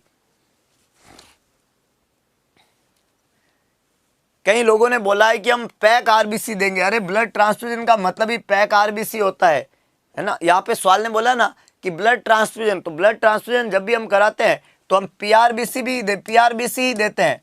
पैक आरबीसी से तो रिएक्शन हुआ है, याद रखना। वेन एवर द क्लाइंट है allergic reaction to the blood, PRBC से होता है ये। तो फिर हम होल ब्लड या पीआरबीसी वापस, या वार्म ब्लड नाम का कोई कंसेप्ट नहीं है, हम वॉश्ड ब्लड देते हैं। वॉश्ड आरबीसी मतलब वो आरबीसी जिसके अंदर से कोई भी ऐसा एंटीजेनिक प्रोसेस जो है उसको सेपरेट कर देना, इसको वॉश्ड आरबीसी कहते हैं, याद रखना। तो जब भी आप ब्लड ट्रांसफ्यूजन करते हैं और उससे कोई एलर्जिक रिएक्शन हो जाती है तो आप वॉश्ड आरबीसी वहाँ पे काम में लेते हैं। वॉश्ड आरबीसी एक कंसेप्ट है ब्लड ट्रांसफ्यूजन का, जिसके अंदर जब आरबीसी जो होती है वो रिएक्शन करती है, ब्लड ट्रांसफ्यूजन रिएक्शन होती है, तो हम वहाँ पे वॉश्ड आरबीसी काम में लेते हैं। याद रह जाएगा प्यारे दोस्तों, आसान है कि नहीं है। चलें आगे, अगला क्वेश्चन। बहुत बढ़िया, काफ़ी लोगों ने ठीक से सवाल को समझा, कुछ लोगों ने यहाँ पे मामला थोड़ा सा गड़बड़ कर दिया। नक्कल रिजिडिटी किस में मिलती है प्यारे दोस्तों? ये तो एक आसान सवाल है, नक्कल रिजिडिटी किस में मिलती है? देखो ये छोटे छोटे सवाल है, आपने थ्योरी बहुत बार पढ़ी होगी, लेकिन फिर भी अगर ऐसे सवाल गलत हो रहे हैं तो आप समझ सकते हो कि CHO एग्जाम की असली प्रिपरेशन क्या है। मैंने बोला सवाल ऐसे ही आएंगे, हम उसी पैटर्न पे ये पूरा सेशन कंडक्ट कराते हैं। हो सकता है कि आपने थ्योरी बहुत अच्छे से पढ़ी हो कई बार, लेकिन CHO एग्जाम को करेक्ट करने के लिए, CHO एग्जाम को क्रैक करने के लिए ऐसे सवालों से ही लड़ना पड़ेगा। इसलिए इस सेशन की खास बात क्या है कि यहाँ पे सवाल बड़े जबरदस्त अलग तरह के अतरंगे सवाल आते हैं, क्योंकि CHO के एग्जाम में अतरंगी सवाल ही आपकी मेरिट डिसाइड करेंगे। हमने बोला ऐसे जो ये क्वेश्चन आया है, ऐसे 3-4 क्वेश्चन जो है वो मेरिट को खत्म कर देंगे। आपने सब अच्छा पढ़ा, आपको पूरा ज्ञान था, आपको हर चीज आ रही थी, लेकिन ये सवालों को अगर आपने ढंग से नहीं देखा तो आपका मामला वहां पे गड़बड़ हो जाएगा, ये बात तय है। तो इस सवाल ने क्या बोला है, नक्कल रिजिडिटी किस में मिलती है? हिपेटाइटिस के अंदर, मेनिंजाइटिस के अंदर, नेफ्राइटिस के अंदर, गैस्ट्राइटिस के अंदर। 4 बातें यहाँ पे लिखी है, सभी लोग जवाब लिखिएगा। नक्कल रिजिडिटी बहुत आसान है प्यारे दोस्तों, जवाब किसी का गलत नहीं होना चाहिए। हाँ, अतरंगी क्वेश्चन के सतरंगी जवाब है यहाँ पे। और जितने भी रसगुल्ले हैं हमारे 1800 के आसपास, नया आंकड़ा लग जाना चाहिए। मैंने बोला था कितने ज़्यादा अगले 10 मिनट में सवाल ज़्यादा होते हैं या आपका आंकड़ा ज़्यादा बढ़ता है? पूरे जोश और उत्साह के साथ में और पूरे विश्वास के साथ में। इस सवाल का जवाब सभी लोगों ने सही लिखा है कि मेनिंजाइटिस होगा सर इसका। तो क्या होगा? मेनिंजाइटिस। सर 3 कार्डिनल साइन होते हैं मेनिंजाइटिस के। सर एक तो होता है नक्कल रिजिडिटी, जो आपने अभी यहाँ पे लिखा है, यही होगा नक्कल रिजिडिटी। नक्कल रिजिडिटी क्या होता है? Meningitis. Meningitis is the infection और इन्फ्लामेशन ऑफ मेनिंजेज। 3 मेनिंजेज होती है, DAP से हम इसको लिखते हैं। सबसे आउटर मोस्ट जो है वो ड्यूरा मैटर होती है, ये बीच वाली एरेक्नोइड मैटर होती है, और सबसे अंदर वाली जो होती है उसको हम पाया मैटर के नाम से जानते हैं। किसके नाम से जानते हैं? पाया मैटर। प्यारे दोस्तों, ये जो तीनों मेनिंजेज है ये कवरिंग है। क्या है? ये कवरिंग है सेंट्रल नर्वस सिस्टम की।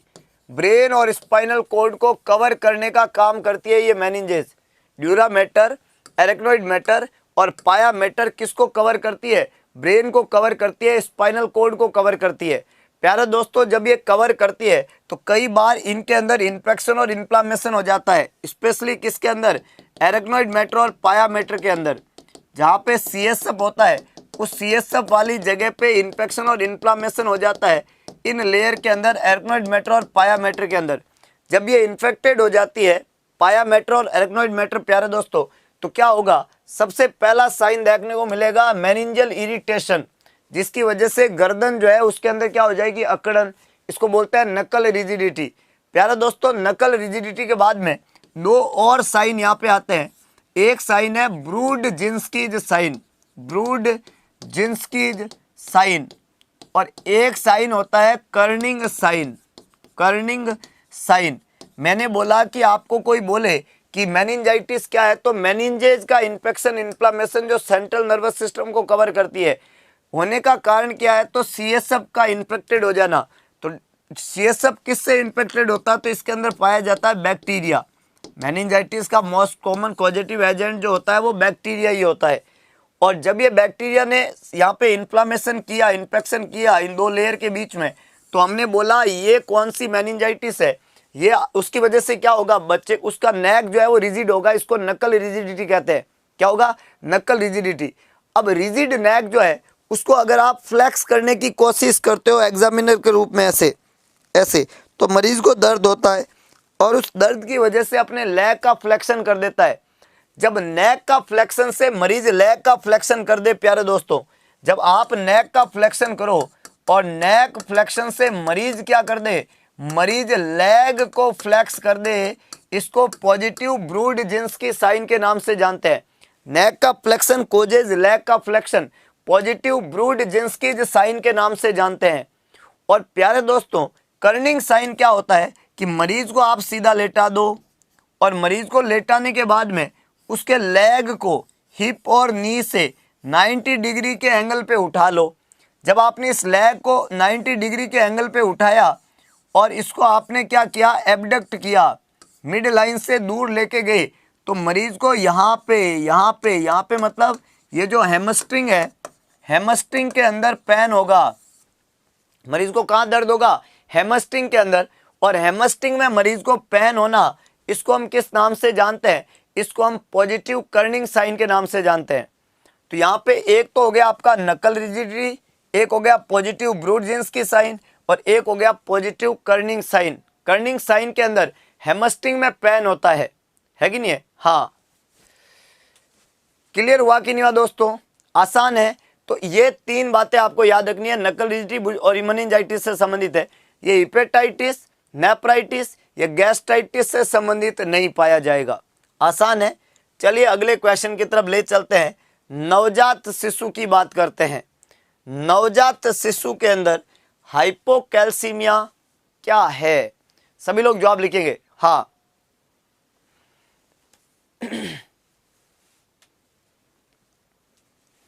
सभी लोग जवाब लिखे। नवजात शिशु में हाइपोकैल्सीमिया क्या है? हाँ, CSF एनालिसिस मेनिंजाइटिस का डायग्नोस्टिक टेस्ट है। होमान साइन जो है वो डीवीटी में होगा। कर्निंग साइन जो होता है वो मेनिंजाइटिस में होता है, होमान साइन डीवीटी में होता है। होमान साइन में काफ पेन होता है, जबकि इसके अंदर हाँ हैमस्ट्रिंग पेन होगा। मेडिसिन एंटीबायोटिक देंगे। मेनिंजाइटिस की ड्रग ऑफ चॉइस होती है सिप्रोस्पुरिन ग्रुप, एमोक्सिसिलिन, पेनिसिलिन ग्रुप, है ना। तो बेसिक कंसेप्ट है, सिप्रोस्पुरिन ग्रुप में जो है काम में लेते हैं सेप्ट्राइक्सोन, सेपोटेक्सिम, ये इसकी ड्रग ऑफ चॉइस होती है, एंटीबायोटिक। अगला है दोस्तों, नवजात शिशु में हाइपोकैल्सीमिया क्या है और किसको कहते हैं? सभी लोग जवाब लिखिएगा। वैसे तो सीरम कैल्शियम लेवल जो है, सीरम कैल्शियम लेवल जो है वो नॉर्मल कितना होता है हम पहले ही बता चुके हैं आपको, 8.5 से लेके 10.5 mg/dl। ये नॉर्मल सीरम कैल्शियम लेवल होता है। 8.6 to 11.5 होता है, वैसे 10.5, तो 8.5 से हम काउंट कर रहे हैं, 8.5 से 10.5 mg/dl। तो यहाँ पे लिखा हुआ है 13 से कम, 11 से कम, 9 से कम, कोई मतलब ही नहीं है। मतलब अगर आपको सिंपल सा सीरम कैल्शियम का लेवल पता हो तो ही आप इसका जवाब दे सकते हो। सिंपल सा सीरम कैल्शियम लेवल कितना होता है कि भाई 8.5 से 10.5 होना चाहिए। एग्जाम में गलतियां यही तो करेंगे हम कि किसी को 9 लगेगा, किसी को 11 से कम लगेगा, जबकि नॉर्मल रीडिंग होती है 8.5 से 10.5। हाइपोकैल्सीमिया बोलते हैं लेस देन 8.5 एडल्ट में, बच्चे में तो इससे भी कम होगा। तो इससे कम 8.5 से कम 9 थोड़ी होता है, 8.5 से कम 11 या 13 थोड़ी होता है। कंफ्यूजन वाली बात ही नहीं है। फिर भी हम पकड़ नहीं पा रहे पॉइंट को। नियर बाय रीडिंग जब आएगी धर्म संकट पैदा होगा। और ये जो सवाल है ये धर्म संकट वाले सवाल है कि भाई हम हाइपोकैल्सीमिया एग्जैक्टली किसको कहेंगे? हाइपोकैल्सीमिया बोलेंगे दोस्तों जब रक्त में कैल्शियम का लेवल कितने से कम हो, जब रक्त में कैल्शियम का लेवल कितने से कम हो, 7 mg/dl से कम यहाँ पे लिखा है। हाँ, तो यहाँ पे करेक्ट आंसर ए बनेगा।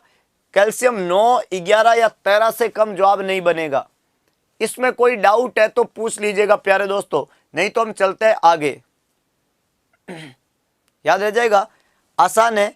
चलिए अगला क्वेश्चन क्या पूछा जा रहा है? नेफ्रोटिक सिंड्रोम के उपचार में प्रयोग होने वाली औषधि है। प्यारे दोस्तों यहाँ पे जो नेफ्रोटिक सिंड्रोम है इसके ट्रीटमेंट में, उपचार में प्रयोग होने वाली औषधि कौन सी है?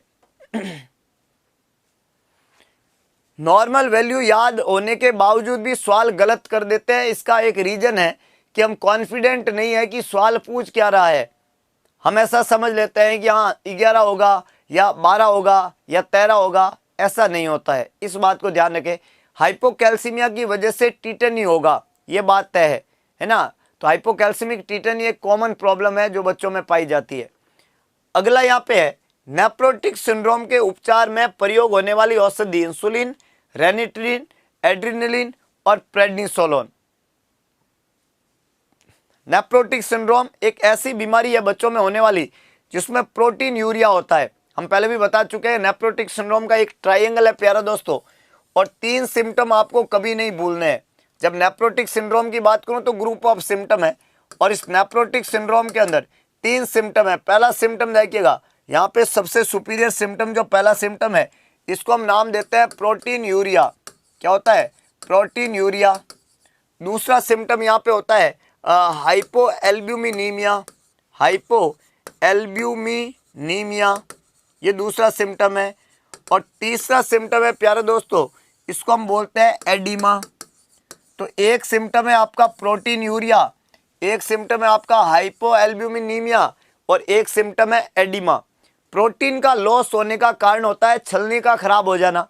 दो प्रोटीन हमारी बॉडी में मेजर है। देखो, एक तो बोले आपको कोई सीरम प्रोटीन का लेवल कितना होता है बॉडी में, सीरम प्रोटीन का लेवल। तो प्यारे दोस्तों ध्यान रखना, आपकी बॉडी में सीरम प्रोटीन का लेवल होता है ग्राम के अंदर हमेशा, और लगभग 6 ग्राम पर डीएल। अगर आपको प्रोटीन का नॉर्मल लेवल पूछे तो 6 to 8 ग्राम पर डीएल होता है, ग्राम में होती है प्रोटीन। और ये जो प्रोटीन है ये दो तरह की होती है, एक प्रोटीन है एल्ब्यूमिन और एक प्रोटीन होती है ग्लोब्यूलिन। आपको याद रखना है दोस्तों कि एल्ब्यूमिन जो होती है वो एक मेजर प्लाज्मा प्रोटीन है।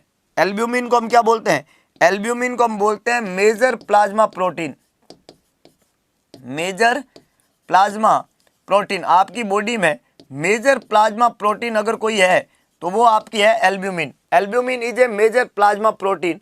और ये जो मेजर प्लाज्मा प्रोटीन है इसकी अगर बॉडी में कमी हो जाए, कब कमी होगी? जब ये प्रोटीन यूरिन के साथ में बॉडी से लॉस होएगी। Whenever the clients gets proteinuria, protein का यूरिन से जब लॉस होना शुरू होता है तो प्रोटीन का क्या हो जाता है? कमी। जब मेजर प्लाज्मा प्रोटीन की कमी हो जाती है तो ब्लड में याद रखना दोस्तों, ब्लड में एल्ब्यूमिन नाम की प्रोटीन जो है वो कम हो जाती है, तो डिक्रीज हो जाती है albumin in blood. Albumin in blood, इस ब्लड में एल्ब्यूमिन नाम की प्रोटीन जो है वो क्या हो जाएगी? कम हो जाएगी। इसको हाइपो एल्ब्यूमिनीमिया कहते हैं। और जब ब्लड में एल्ब्यूमिन कम होगी तो दोस्तों ऑन्कोटिक प्रेशर, कौन सा प्रेशर? ऑन्कोटिक प्रेशर, या इसी को हम बोलते हैं ऑस्मोटिक प्रेशर जो है, ऑस्मोटिक प्रेशर जो है वो प्लाज्मा का क्या हो जाएगा? कम हो जाएगा। ऑन्कोटिक या ऑस्मोटिक प्रेशर क्या करता है? वाटर को बांध के रखता है ब्लड में। जब आपका प्लाज्मा का ऑन्कोटिक और ऑस्मोटिक प्रेशर कम हो जाता है तो जो पानी है जो ब्लड के अंदर वेसल्स के अंदर है उसका एक्स्ट्रा वेसेशन हो जाता है और हमारी बॉडी का पानी ब्लड को छोड़ के बाहर चला जाता है। जब पानी बाहर जाएगा तो उसकी वजह से बॉडी में एडिमा होगा। तो जो फ्लूइड है वो ब्लड वेसल में से एस्केप आउट होके बाहर आ जाता है और बाहर इकट्ठा होके पूरी बॉडी में मरीज को एडिमा होता है। सिंपल सा इलाज क्या है इस एडिमा का कि आप वापस अंदर प्रोटीन डालो तो ये एडिमा ठीक हो जाएगा। पर अंदर प्रोटीन डालने का फायदा नहीं है तब तक जब तक कि प्रोटीन का लॉस हो रहा है यूरिन में। आप ब्लड में कितना भी प्रोटीन डालो वो यूरिन के थ्रू वापस बाहर चला जाएगा। तो इस बीमारी का जो सबसे पहला इलाज है वो ये है कि आप क्या करो? प्रोटीन यूरिया को रोको। इस प्रोटीन यूरिया को कैसे रोकेंगे? इसके लिए दवाई काम में ली जाती है स्टीरॉइड। तो प्यारे दोस्तों प्रेडनिसोलोन वो दवाई है जो नेफ्रोटिक सिंड्रोम में प्रोटीन यूरिया को रोकती है। अगर आपको कोई पूछे कि नेफ्रोटिक सिंड्रोम की दवाई कौन सी है तो प्रेडनिसोलोन। आपको पूछे कि प्रेडनिसोलोन करेगी क्या, तो ये प्रोटीन यूरिया को रोक देगी, प्रोटीन यूरिया को ठीक कर देगी। प्यारे दोस्तों एक बात यहाँ पे जबरदस्त वाली है जो याद रखना कि अगर ये एडिमा बॉडी में होता है तो इसके लिए एक टर्म यूज करते हैं एनासार्का। एनासार्का का मतलब होता है जनरलाइज एडिमा, पूरी बॉडी एडिमेटस हो जाती है, उसको एनासार्का कहते हैं। और प्रोटीन यूरिया यहाँ पे जो है कम करना होगा। इंसुलिन जो दवाई है दोस्तों ये टाइप 1 डायबिटीज, डायबिटीज मेलाइटस 1 जो होती है जिसको टाइप 1 डायबिटीज कहते हैं, उसका इलाज है इंसुलिन। इंसुलिन किसका इलाज है? टाइप 1 डायबिटीज का इलाज है। जैसे आपको सवाल अच्छे से समझ में आए इसका क्या इलाज है, अगरबत्ती लगा के लाइक बटन को प्रेस करेंगे तो आपको सवाल अच्छे से समझ में आएंगे। ऐसा ही एक इलाज है इंसुलिन जो टाइप 1 डायबिटीज का है, इंसुलिन की कमी वाली डायबिटीज है। प्यारे दोस्तों रेनिटिडिन जो दवाई है ये दवाई H2 रिसेप्टर ब्लॉकर है। अच्छा एक और सवाल बनता है, ये जो इंसुलिन है इंसुलिन के टाइप, जैसे आप किसी मरीज को टाइप 1 डायबिटीज में इंसुलिन देते हैं तो ये जो इंसुलिन होता है दोस्तों इस इंसुलिन के 4 टाइप होते हैं, ध्यान रखना। एग्जाम में ये भी पूछा जाता है इंसुलिन के जो 4 टाइप है उसमें एक इंसुलिन होती है रैपिड एक्टिंग। कैसे इंसुलिन होती है? Rapid acting. एक इंसुलिन आपको बोलेंगे बताओ बताओ बताओ शॉर्ट एक्टिंग इंसुलिन कौन सी है। एक आपको पूछेंगे बताओ इंटरमीडिएट एक्टिंग कौन सी है, इंटरमीडिएट। एक पूछेंगे प्यारे दोस्तों बताओ बताओ आपको लॉन्ग एक्टिंग इंसुलिन कौन सी है। तो आप सभी चीजों के जवाब देने के काबिल होने चाहिए। अगर आपको पूछे कि रैपिड एक्टिंग बताओ तो आप जवाब दे देना लिस्प्रो इंसुलिन। कौन सी insulin? Lispro insulin rapid acting insulin है। अगर आपको प्यारे दोस्तों पूछे शॉर्ट एक्टिंग बताओ तो आप जवाब देना आर इंसुलिन, जिसको हम रेगुलर इंसुलिन कहते हैं, रेगुलर, जिसको हम ह्यूमन एक्ट्रापिड इंसुलिन भी कहते हैं। ह्यूमन एक्ट्रापिड इंसुलिन, रेगुलर इंसुलिन, या आर इंसुलिन जो है ये रैपिड एक्टिंग है। दोस्तों अगर आपको ये पूछे कि इंटरमीडिएट एक्टिंग बताओ तो आप कह देना एन इंसुलिन, जिसको हम एनपीएच भी कहते हैं। एनपीएच इंसुलिन या N insulin intermediate acting insulin है। और अगर आपको लॉन्ग एक्टिंग इंसुलिन पूछे प्यारे दोस्तों तो जवाब दे देना ग्लार्जिन, ग्लार्जिन, लेंटस, ये लॉन्ग एक्टिंग इंसुलिन है। तो list flow insulin, regular insulin, NPH insulin और ग्लार्जिन इंसुलिन, ऐसी 4 तरह की इंसुलिन होती है जिसमें short acting, rapid acting, short acting, intermediate acting और लॉन्ग एक्टिंग इंसुलिन इनको बोला जाता है। समझ में आ गई इतनी कहानी। इंसुलिन के बाद में एक दवाई यहाँ पे लिखी हुई है रेनिटिडिन। प्यारे दोस्तों ये जो रेनिटिडिन है इस दवाई को हम किस नाम से जानते हैं? इस दवाई को हम नाम से जानते हैं H2 रिसेप्टर ब्लॉकर। क्या बोलते हैं? H2 receptor blocker. ये H2 रिसेप्टर को ब्लॉक करते हैं, HCl के सिक्रेशन को कम करवाते हैं। 2 दवाई, एक तो PPIs प्रोटॉन पंप इनहिबिटर्स और एक है H2 रिसेप्टर ब्लॉकर। ये दोनों दवाई जो होती है ये HCl के सिक्रेशन को कम कराती है।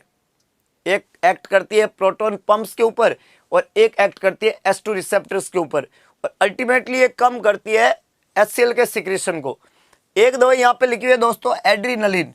एड्रीनलिन एक सिंपैथेटोमिमेटिक ड्रग है और ये हमेशा एनाफाइलेटिक रिएक्शन में देते हैं। जब भी कोई मरीज शॉक में होता है, एनाफाइलेटिक शॉक में होता है, सीवियर उसका वेजो जो है डायलेटेशन होता है, ऐसे मरीजों के अंदर एडीआर दवाई देके शॉक को, तो शॉक वाली कंडीशन की ड्रग है adrenaline. Adrenaline is always use in the case of shock, shock में इसको काम में लेते हैं। तो ये फार्माकोलॉजी की कुछ खास ड्रग्स है जिनसे एग्जाम में क्वेश्चन आता है, जिनको आपको ध्यान रखना है कि क्या आंसर होने चाहिए और किस तरीके से इनके आंसर होते हैं, कौन सा आंसर यहाँ पे चूज करना होता है अकॉर्डिंग टू द कंडीशन। जवाब लिखिएगा दोस्तों क्या आंसर होना चाहिए, इसको 50 से 70 कर दीजिएगा तो आपका जवाब देना थोड़ा आसान हो जाएगा प्यारे दोस्तों। तो यहाँ पे सवाल ने आपसे क्या पूछा है? सवाल ने आपसे ये पूछा है कि कितना प्रतिशत जो है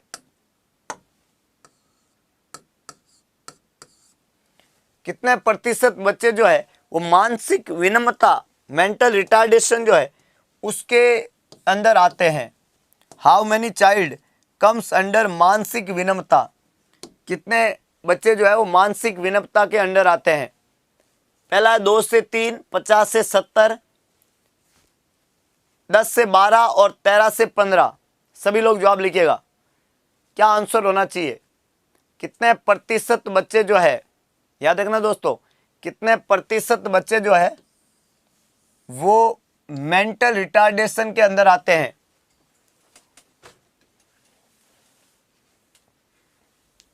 क्या जवाब होना चाहिए प्यारे दोस्तों? मैक्सिमम लोगों ने बी आंसर लिखा है, बी आंसर दे दिया है। अरे बी आंसर कैसे होगा, थोड़ा तो दिमाग लगाओ, है ना। ये तो बी दिलवाने के लिए मैंने किया है 5 से 7 को 50 से 70, ताकि आप लोग बी जवाब दे। आप तो मेरे चक्कर में पड़ ही जाते हो। देखो कितना सिंपल बात है, एक बहुत छोटी कंसेप्चुअल बात सोचो कि आप क्या जवाब दे रहे हो। अगर मैं कहूँ कि 100 बच्चे पैदा होते हैं और आप कह रहे हो कि उसमें से 70% बच्चे तो एमआर होते हैं, ये आपका जवाब है। ध्यान रखो, मैं ये नहीं बोल रहा हूँ कि कितना आईक्यू होने पे मेंटल रिटार्डेशन बोलते हैं। 100 बच्चे इस दुनिया में अगर पैदा होते हैं और उसमें से 70 बच्चे अगर मेंटल रिटार्ड होंगे तो क्या दुनिया सारी मेंटल रिटार्डेशन वाले बच्चों से भर नहीं जाएगी? थोड़ा सा कॉमन सेंस लगाओ, कैसे हो सकता है 50 से 70%? हम ये नहीं पूछ रहे हैं कि आईक्यू कितने से कम होगा तब मेंटल रिटार्डेशन होगा, हम ये पूछ रहे हैं कि कितने प्रतिशत बच्चे जो है वो मेंटल रिटार्डेशन होते हैं, है कि नहीं है। तो मेंटल रिटार्डेशन वाले बच्चों की परसेंटेज वैल्यू तो बहुत ही ज़्यादा कम होगी भाई। मेंटल रिटार्डेशन 50 से 70%, 10 से 12 या 13 से 15% थोड़ी होता है। ये तो ऑन एंड एवरेज 2-3% होगा भाई। 101 बच्चे पैदा हो रहे हैं तो 1-2 बच्चे मेंटल रिटार्ड हो सकते हैं, इससे ज़्यादा थोड़ी होंगे। परसेंटेज वैल्यू पूछिए, परसेंटेज वैल्यू। तो अगर 70% बच्चे मेंटल रिटार्डेड होंगे पूरी दुनिया में तो दुनिया डापा चूक नहीं हो जाएगी? हैं, पॉसिबल है क्या सर्वाइव करना? यहाँ पे दिक्कत नहीं हो जाएगी? बहुत कॉमन सेंस वाली बात है। तो ये पूरा सवाल ही नहीं पढ़ते हैं हम, हमें तो बस मेंटल रिटार्डेशन 70। अरे क्या 70? सुनो तो सही, परसेंटेज वैल्यू पूछिए, परसेंटेज वैल्यू। याद रखना, ऐसे ही सवाल फंसाएंगे, ऐसे ही सवाल एग्जाम में।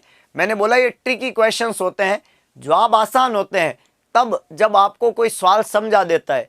हम खुद से उसको गलत समझ देते हैं, इसको इल्यूजन बोलते हैं। इल्यूजन होता है ना, रस्सी को सांप समझ लेता है आदमी। बाबा जी पेशाब कर रहे हैं, उसको भूत समझ लेता है और हाँ आज मैंने भूत देखा। पास में कहते हैं पास में कैसे जाए, भूत था। अरे भाई भूत नहीं होता है, वो बाबा जी खड़े थे वहां पे, है कि नहीं है। तो बहुत इंपॉर्टेंट एस्पेक्ट है लाइफ के कि आपको इल्यूजन दूर करने पड़ेंगे। When ever you treat the illusion, आपको वहां पे जवाब देना क्या हो जाएगा, आसान हो जाएगा। प्यारे दोस्तों, skin pinch test 4, skin pinch test जो है वो किसके लिए करते हैं प्यारे दोस्तों। Whenever you carried out a skin pinch test, तो आप क्या पता करना चाहते हैं मरीज में जब आप स्किन पिंच टेस्ट करते हैं। पहला लिखा हुआ है श्वसन दर देखने के लिए, निर्जलीकरण की गंभीरता देखने के लिए, हृदय गति में परिवर्तन देखने के लिए, दस्त की मात्रा का पता लगाने के लिए। बड़ा आसान, very easy. Skin pinch test, skin turgor कहते हैं इसको। स्किन पिंच टेस्ट को क्या बोलते हैं, इसको स्किन टर्गर कहते हैं, स्किन टर्गर। प्यारे दोस्तों, स्किन टर्गर जो होती है वो कौन सी बीमारी का पता लगाने के लिए, बहुत सिंपल कंसेप्ट है। When ever the client have fluid loss, जब मरीज में क्या होता है, फ्लूइड लॉस होता है। फ्लूइड लॉस का तरीका क्या है, मरीज को डायरिया हो रहा है, मरीज को वॉमिटिंग हो रही है ना, मरीज को डायरिया हो रहा है, वॉमिटिंग हो रहा है, ऐसा कुछ हो रहा है, तो इसकी वजह से मरीज में क्या होगा, फ्लूइड का लॉस होगा। जब मरीज में फ्लूइड का लॉस होता है तो उस लॉस की वजह से मरीज में फ्लूइड की डेफिशिएंसी होगी। फ्लूइड की क्या होगी, फ्लूइड की डेफिशिएंसी होगी। और किसी मरीज में फ्लूइड का डेफिशिएंसी होना, फ्लूइड का क्या होना, डेफिशिएंसी होना क्या कहलाता है, फ्लूइड का डेफिशिएंसी होना डिहाइड्रेशन कहलाता है। निर्जलीकरण इसको हम कहते हैं, निर्जलीकरण। तो जब किसी मरीज में निर्जलीकरण होता है तो उसकी गंभीरता देखने के लिए डिहाइड्रेशन का लेवल, हमने बोला ना mild to moderate dehydration, severe dehydration, तो कौन सा डिहाइड्रेशन है यह पता लगाने का टेस्ट जो है वो स्किन टर्गर रहेगा। ये बहुत रिलायबल टेस्ट माना जाता है। कैसा टेस्ट, रिलायबल। लेकिन ध्यान रखना ये टेस्ट तब तक रिलायबल है जब तक बच्चे की स्किन हेल्दी है। अगर कोई बच्चा माल नरिश्ड है, अगर कोई बच्चा जिसको माल न्यूट्रिशन है, जिसका न्यूट्रिशनल स्टेटस अच्छा नहीं है, उसके लिए ये टेस्ट बिल्कुल काम का नहीं है, स्किन टर्गर चेक करना। श्वसन दर देखने के लिए ये टेस्ट नहीं करते हैं। हृदय की गति में परिवर्तन इस टेस्ट से पता नहीं चलेगा और दस्त की मात्रा का पता इस टेस्ट से नहीं चलता है। कुछ लोगों ने दस्त की मात्रा का पता लगाया इस टेस्ट से। ये टेस्ट सिर्फ डिहाइड्रेशन का पता लगाएगा कि मरीज को डिहाइड्रेशन है, नहीं है, ज़्यादा है, कम है, क्या है और कितना है। ये बहुत आसान सवाल था। अगला क्वेश्चन है दोस्तों कि एक बच्चा है और उस बच्चे के अंदर आपको नवजात शिशु में जन्म के समय कितनी आरबीसी होती है, ये आपको अगर पता करना हो तो आप कैसे पता करेंगे आरबीसी की मात्रा। हाँ, राजस्थान सीएचओ का फेवरेट क्वेश्चन है निर्जलीकरण, तो ये जरूर पूछेंगे। मैंने इसके बारे में कई तरह के क्वेश्चन आपको रोज बताता हूं लगभग, क्योंकि यहां से आएगा सवाल, तो आएगा क्योंकि डायरिया एक इंपॉर्टेंट टॉपिक है, डिहाइड्रेशन। तो सवाल कैसा भी बन सकता है घूम घुमा के, लेकिन जवाब आपको लिखना है एकदम सीधा सट। अगला सवाल, सवाल कह रहा है कि नवजात शिशु में जन्म पर कितने आरबीसी होते हैं। देखो, न्यूबॉर्न बेबी में कुछ नॉर्मल वैल्यूज होती है जन्म के समय, कुछ नॉर्मल वैल्यूज होती है, ब्लड सेल की नॉर्मल वैल्यूज, प्लाज्मा की नॉर्मल वैल्यूज, हीमोग्लोबिन की नॉर्मल वैल्यूज, हर एक चीज़ का नॉर्मल वैल्यू होता है। जैसे एक न्यूबॉर्न बेबी है और उसके बर्थ के समय हम बात करें अलग अलग वैल्यूज का, तो अगर आपको कोई पूछे कि बच्चे में आरबीसी कितना होता है, तो नॉर्मल वैल्यू होता है बच्चे में 6 to 8 मिलियन, 6 to 8 मिलियन पर क्यूबिक मिलीमीटर।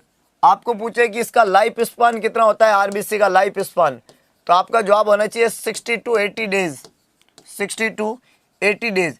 जबकि एडल्ट में आरबीसी का लाइफ स्पान होता है 120 दिन। एक एडल्ट के अंदर आरबीसी कितने समय तक जीती है, 120 दिन तक। बच्चे में कितना जीती है, 60 से 80 दिन। अगर आपको पूछे हीमोग्लोबिन की वैल्यू, तो हीमोग्लोबिन होता है 17 से 20 gram percentage, 17 to 20 gram percentage. अगर आपको कोई पूछे बच्चे के अंदर जो है ब्लड वॉल्यूम कितना होता है, ब्लड वॉल्यूम, तो ब्लड वॉल्यूम जो है वो होता है 80 ml पर केजी, 80 ml पर केजी। ये तो होता है एक टर्म बेबी के अंदर। लेकिन अगर आपको प्री टर्म का पूछ ले, कभी कभी ये भी पूछते हैं कि प्री टर्म बेबी में कितना होता है, तो प्री टर्म बेबी में होता है 90 ml पर केजी। ये क्या है, ब्लड का वॉल्यूम है। ये क्या है, हीमोग्लोबिन की वैल्यू है। ये क्या है, आरबीसी का लाइफ स्पान है। ये क्या है, आरबीसी के नंबर है। ये क्या है, एवरेज लाइफ स्पान है आरबीसी का एक एडल्ट के अंदर। ये नॉर्मल वैल्यूज है न्यूबॉर्न बेबी में कि आरबीसी कितना होगा, ब्लड का वॉल्यूम कितना होगा, हीमोग्लोबिन कितना होगा। एक टर्म बेबी में, टर्म बेबी किसको बोलते हैं, जो 37 से 42 वीक के बीच में पैदा हो रहा है। और अगर कोई बच्चा 37 वीक से पहले पैदा हो रहा है तो ये प्री टर्म वाले बच्चे में आ जाता है। तो टर्म और प्री टर्म में टोटल ब्लड वॉल्यूम कितना होगा, हीमोग्लोबिन कितना होगा, लाइफ स्पान आरबीसी का कितना होगा, आरबीसी के नॉर्मल नंबर कितने होंगे। प्यारा दोस्तों, यहाँ पे अगर आपको डब्ल्यूबीसी के नॉर्मल नंबर पूछे तो वो बच्चे में ज़्यादा होता है, 17 से 20 हजार। अगर आपको ये पूछे कि what is the normal value of WBC in A newborn, तो ये होगा 17 से 20 हजार, 70 to 20,000 पर क्यूबिक मिलीमीटर। ये क्या होता है, ये आपका डब्ल्यूबीसी का नॉर्मल वैल्यू। प्लेटलेट का पूछे प्यारे दोस्तों तो 4 से 5 लाख पर क्यूबिक मिलीमीटर। ये नॉर्मल प्लेटलेट की वैल्यू होती है न्यूबॉर्न बेबी में। Platelet, thrombocytes, WBC leukocytes, RBC erythrocytes, ठीक है। इसके अलावा अगर आपको ये पूछे कि न्यूबॉर्न बेबी में ब्लड ग्लूकोज कितना होता है, न्यूबॉर्न बेबी में ब्लड ग्लूकोज कितना होता है, नॉर्मल ब्लड ग्लूकोज कितना होता है। ग्लूकोज का नॉर्मल वैल्यू होता है दोस्तों 50 से 90 mg पर डीएल, 50 to 90 mg पर डीएल जो है ये नॉर्मल ब्लड ग्लूकोज का लेवल होता है। अगर ये 40 से कम हो जाए, 40 mg पर डीएल से कम हो जाए प्यारे दोस्तों, तो इसको हम किस नाम से जानते हैं, हाइपोग्लाइसीमिया। छोटे बच्चे में हाइपोग्लाइसीमिया किसको बोलेंगे, तो 40 से कम अगर शुगर हो जाए बच्चे का तो उसको हाइपोग्लाइसीमिया के नाम से जानते हैं। प्यारे दोस्तों, अगर आपको वहाँ पे पूछे कि ये जो न्यूबॉर्न बेबी होता है, इस न्यूबॉर्न बेबी में लंग्स की कैपेसिटी कितनी होती है, लंग्स की कैपेसिटी कितनी होती है, लंग्स कितने कैपेबल है किसी चीज़ को करने में, तो इसकी कैपेसिटी होती है 150 ml। लंग्स की कैपेसिटी छोटे बच्चे का होता है 150 ml। ब्लड ग्लूकोज का वैल्यू जो है 50 से 90 mg पर डीएल। नॉर्मल वैल्यूज कितनी है प्लाज्मा के अंदर, ये सब बातें एग्जाम में छोटी छोटी है जो पूछी जाती है, आपको ध्यान रखना है। इस सवाल ने तो बड़ा आसान तरीके से आपको पूछ लिया कि एक न्यूबॉर्न बेबी में जन्म के समय आरबीसी, तो देखो 15 से 20 और 10 से 12 तो बहुत ज़्यादा है ना, और 2 से 3 कम है, तो यहाँ पे तो जवाब बनेगा 5 से 6 मिलियन। वैसे तो होती है 6 से 8 मिलियन, लेकिन यहाँ पे अभी जवाब क्या बनेगा, 5 से 6 मिलियन। ये जो आरबीसी है वो दोस्तों अगर ज़्यादा हो जाए, एक्सेस हो जाए, तो इसको हम बोलते हैं पॉलीसाइथीमिया। पॉलीसाइथीमिया, वैसे तो बच्चे में थोड़ी ज़्यादा होती है पर आरबीसी का ज़्यादा होना कहलाता है पॉलीसाइथीमिया, और इस आरबीसी का नंबर कम हो जाना कहलाता है एनीमिया। तो नंबर ज़्यादा होना तो होता है पॉलीसाइथीमिया और नंबर का कम होना कहलाता है एनीमिया। प्यारे दोस्तों, एनीमिया होने का बहुत सारे कारण हैं, जिसमें एक कारण है हीमोलाइसिस। एनीमिया होने के बहुत सारे कारण हैं, जिसमें एक तरीके का एनीमिया है हीमोलाइटिक एनीमिया। अलग अलग तरह के एनीमिया है। हीमोलाइसिस वर्ड का बेसिक मीनिंग होता है आरबीसी का टूटना, और ब्रेकडाउन ऑफ आरबीसी से बनता है बिलीरुबिन। हीमोलाइसिस का एंड प्रोडक्ट क्या है, बिलीरुबिन बनता है, और बिलीरुबिन की वैल्यू जब बढ़ जाती है उसको हाइपर बिलीरुबिनीमिया कहते हैं। और हाइपर बिलीरुबिनीमिया की वजह से प्यारे दोस्तों होता है जॉन्डिस। क्या होता है, बिलीरुबिन अगर बढ़ जाए तो बच्चे को होता है जॉन्डिस, और जब बच्चे को जॉन्डिस होता है तो इस जॉन्डिस का कारण जो रहता है वो फिजियोलॉजिकल फिनोमिना रहता है। आरबीसी ज़्यादा है, लाइफ स्पान कम है, इसलिए ऐसा जॉन्डिस जो 24 घंटे के बाद में होता है, बच्चे के पैदा होने के 24 घंटे के बाद में होता है, उसको हम फिजियोलॉजिकल जॉन्डिस के नाम से जानते हैं। हीमोलाइसिस वर्ड का मतलब होता है आरबीसी का टूटना। हीमोलाइसिस कहाँ होता है, ये होता है हमेशा स्प्लीन के अंदर। इसलिए प्यारे दोस्तों, स्प्लीन जो होती है उसको ग्रेवयार्ड ऑफ आरबीसी के नाम से जानते हैं, आरबीसी का कब्रिस्तान। ये भी एग्जाम का क्वेश्चन है कि भाई ग्रेवयार्ड ऑफ आरबीसी किसको कहेंगे, तो स्प्लीन को कहेंगे। इसके अलावा प्यारे दोस्तों, अगर इस छोटे बच्चे के अंदर कार्डियक आउटपुट की बात की जाए, कार्डियक आउटपुट की बात की जाए, तो न्यूबॉर्न बेबी का जो कार्डियक आउटपुट होता है ये 500 ml होता है ना। न्यूबॉर्न बेबी का जो कार्डियक आउटपुट होता है वो 500 ml होता है। इसका स्ट्रोक वॉल्यूम जो होता है, स्ट्रोक वॉल्यूम, छोटे बच्चे का स्ट्रोक वॉल्यूम वो माना जाता है 5 ml, और इसकी हार्ट रेट कम से कम मानी जाती है, हार्ट रेट कम से कम मानी जाती है 100। वैसे तो हार्ट रेट जो है वो 120 से लेके 160 होती है, लेकिन कम से कम हो सकती है तो 100 तो होगी। और कार्डियक आउटपुट का फॉर्मूला क्या होता है कि stroke volume into heart rate. तो प्यारे दोस्तों, जब मैं स्ट्रोक वॉल्यूम को हार्ट रेट से मल्टीप्लाई करूंगा तो 500 ml ही आएगा, इसलिए कार्डियक आउटपुट जो माना जाता है वो 500 ml माना जाता है। लंग्स की कैपेसिटी 150 ml मानी जाती है। समझ रहे हो बातें, सारी बातें इंपॉर्टेंट है, ये नॉर्मल वैल्यूज होती है न्यूबॉर्न बेबी के लिए बर्थ के समय। स्ट्रोक वॉल्यूम कितना है, कार्डियक आउटपुट कितना है, हार्ट रेट कितना है, नॉर्मल वॉल्यूम कितना होता है, प्लाज्मा वॉल्यूम कितना होता है, ये सब बातें आपको ध्यान रखनी है न्यूबॉर्न बेबी के पॉइंट ऑफ व्यू में। अगला क्वेश्चन जो आप लिखिएगा दोस्तों, प्रोटीन से संबंधित क्वेश्चन है, और सवाल क्या कह रहा है कि protein that involve in forming the cytoskeletal, कौन सा प्रोटीन होगा जो साइटोस्केलेटल में इन्वॉल्व होता है।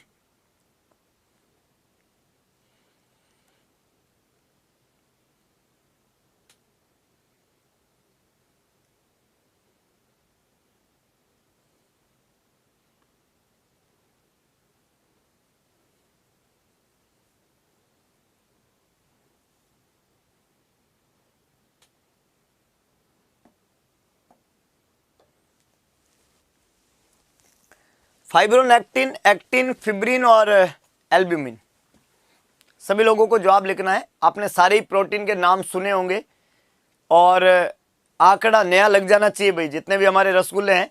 अच्छा, एक और इन्फॉर्मेशन बात है कि आप जो है CHO एग्ज़ाम की अगर तैयारी कर रहे हैं, और मॉडल पेपर जो है CHO एग्ज़ाम के special model paper, CHO special model paper है ना, model paper series, model paper या आप कह सकते हो टेस्ट पेपर सीरीज जो है, टेस्ट पेपर सीरीज जो है, 10 मॉडल पेपर की जो सीरीज है ना, 10 मॉडल पेपर जो है, इसकी सीरीज जो है वो अवेलेबल है उत्कर्ष ऐप के ऊपर। आज ही उसको परचेज करें और अपने आप को कॉन्फिडेंट करें। अवेलेबल ऑन उत्कर्ष ऐप ना, उत्कर्ष ऐप। तो ये जो है मॉडल पेपर सीरीज जो है वो अवेलेबल है, आप उसको ज्वाइन कर सकते हो। उत्कर्ष ऐप के ऊपर 10 मॉडल पेपर सीरीज जो है वो अवेलेबल है, you can join it, yes और नो। अब एक और इम्पोर्टेंट एस्पेक्ट है कि ये जो CHO एग्ज़ाम है, इसकी अगर आप थ्योरी की तैयारी करना चाह रहे हैं तो उत्कर्ष का ऑफलाइन बैच ऑलरेडी रनिंग है, जो लाइव फ्रॉम क्लासरूम रहता है। और ये जो मॉडल पेपर है, 10 मॉडल पेपर का पेपर सीरीज जो है वो भी अब अवेलेबल है। तो 5 फ्री मॉडल पेपर है ना, 5 तो फ्री मॉडल पेपर और 10 पेड मॉडल पेपर। तो 5 मॉडल पेपर तो फ्री है, 5 मॉडल पेपर जो है वो तो क्या है, फ्री है, और 10 मॉडल पेपर जो है वो पेड है। तो इस तरीके से 15 मॉडल पेपर, हर एक मॉडल पेपर में 100 क्वेश्चन है। तो आई होप लगभग जो है आपका 1500 के आसपास टोटल नंबर ऑफ क्वेश्चंस वहाँ पे रहेंगे, है कि नहीं है। ये जो मॉडल पेपर है, ये मॉडल पेपर जो है, ये जो 5 मॉडल पेपर है फ्री मॉडल पेपर, ये इंग्लिश लैंग्वेज के अंदर है, मतलब उसमें हिंदी नहीं है। जो ये 10 मॉडल पेपर की सीरीज है वो एज इट इज ऐसी बनाई गई है जैसे क्वेश्चन हम यहाँ पे बना रहे हैं। जैसे हमने अभी आपको यहाँ पे एक क्वेश्चन बताया, ये उस तरीके का क्वेश्चन है। जो मॉडल पेपर है वो उसका सीरीज जो है, मॉडल पेपर में सारे क्वेश्चंस इस तरीके से मिक्स में है ना, तो वहाँ पे मिक्स वाले क्वेश्चंस वहाँ पे दिए हुए हैं, इस बात का आपको ध्यान रखना है। तो यहाँ पे 2 तरीके की तैयारी आप लोगों की होगी। एक तो जो है हमने बोला कि 5 मॉडल पेपर जो है वो फ्री वाले, और एक 10 मॉडल पेपर जो है वो 10 मॉडल पेपर की एक टेस्ट सीरीज है, जो पेड टेस्ट सीरीज है, उत्कर्ष ऐप के ऊपर अवेलेबल है। तो आप इन दोनों ही तरीके से इन चीज़ों को सॉर्ट आउट करें और अपने आप को कॉन्फिडेंट करें। मैंने फिर बताना है कि जो फ्री मॉडल पेपर है ये जो है इंग्लिश में है, मतलब ये इस तरीके के क्वेश्चंस है उसके अंदर। और जो आपके 5 मॉडल पेपर, 10 मॉडल पेपर का जो पेड सीरीज है वो पूरी तरीके से बाईलैंग्वेज है, याद रखना। हाँ या ठीक है, जो भी है वो आप ऐप के ऊपर देख सकते हो, यहाँ पे आपको पता चल जाएगा, है ना। ऐप के ऊपर देख लो आप, सब पता चल जाएगा। तो दोनों तरह के मॉडल पेपर वहाँ पे अवेलेबल है, क्लियर है। प्राइस वाइस सब आप ऐप के ऊपर देख सकते हो, है ना, जो भी है, लेकिन अभी अवेलेबल है, ये मैंने आपको इन्फॉर्म कर दिया है। और आप वहाँ से जाके अपने आप को, अगर आपको टेस्ट प्रैक्टिस करना है तो यू हैव टू कॉन्फिडेंट, आप इनको लेके कॉन्फिडेंट हो सकते हो। 2 तरह की चीज़ें हमने आपको बता दी है, हाँ,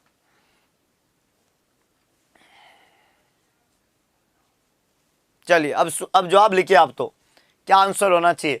तो इसका डेफिनेटली क्या आंसर होएगा? इसका आंसर होएगा एक्टिन प्रोटीन। कौन सा प्रोटीन है प्यारे दोस्तों? एक्टिन प्रोटीन इन्वॉल्व है किसके अंदर? साइटोस्केलेटल के लिए एक्टिन प्रोटीन। आरएमएल की क्लास भी स्टार्ट कर देंगे भाई भागीरथ, और बताओ हैं? मिल जाएंगे, उत्कर्ष ऐप को डाउनलोड करोगे तो सब मिल जाएंगे। जो है आपका पेड पेपर भी है और फ्री पेपर भी है। याद रह जाएगा।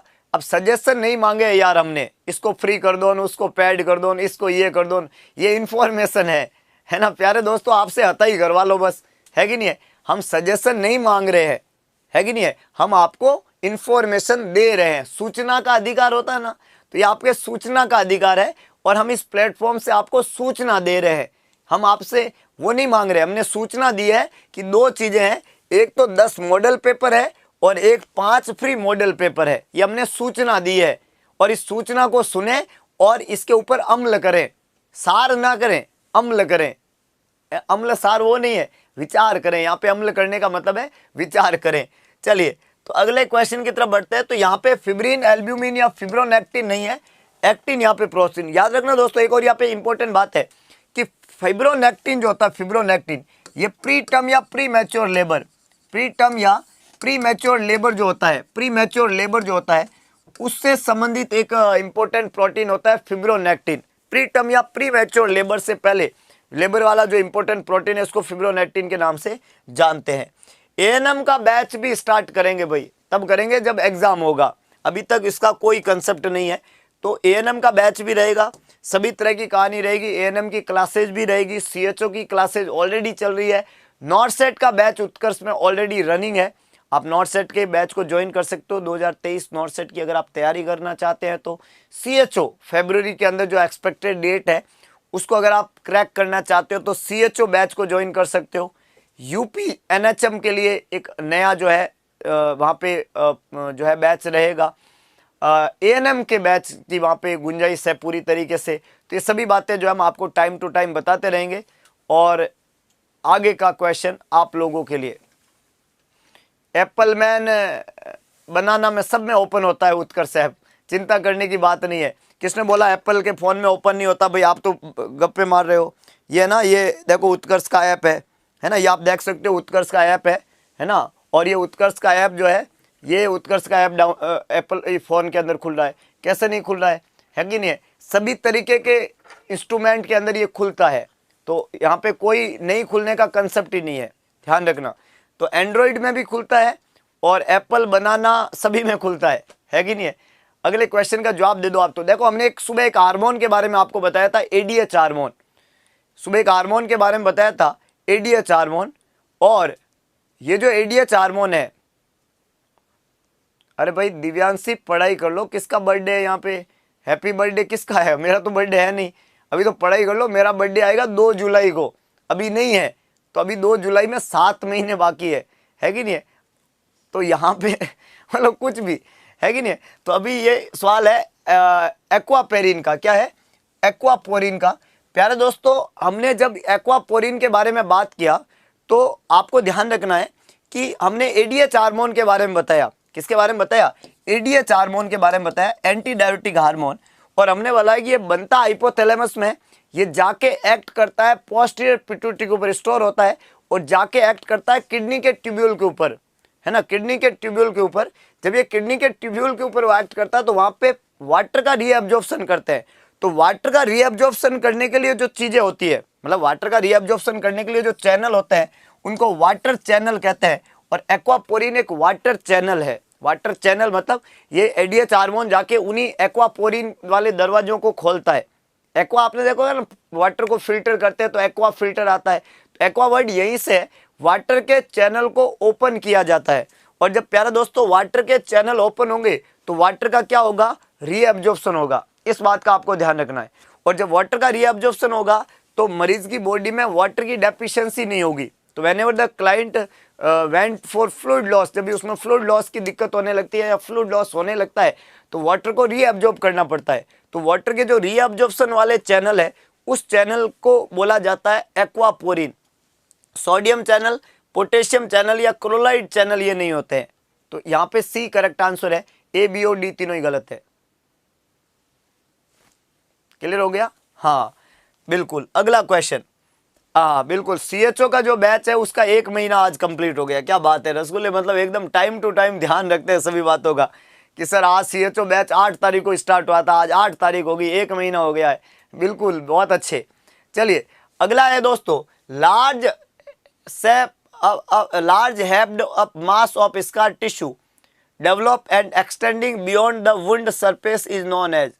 लार्ज शेप हैव्ड अप, ये थोड़ा मिसप्रिंट है, लार्ज शेप लिख सकते हो आप, large up mass of scar tissue, large shape, large क्या लिख देखो आप, लार्ज शेप लिख दो, large shape up mass of scar tissue that develop and extending beyond the wound surface is known as acne scar, contracture scar, hypertrophic scar और keloid scar. 4 बातें हमने यहाँ पे लिखी है।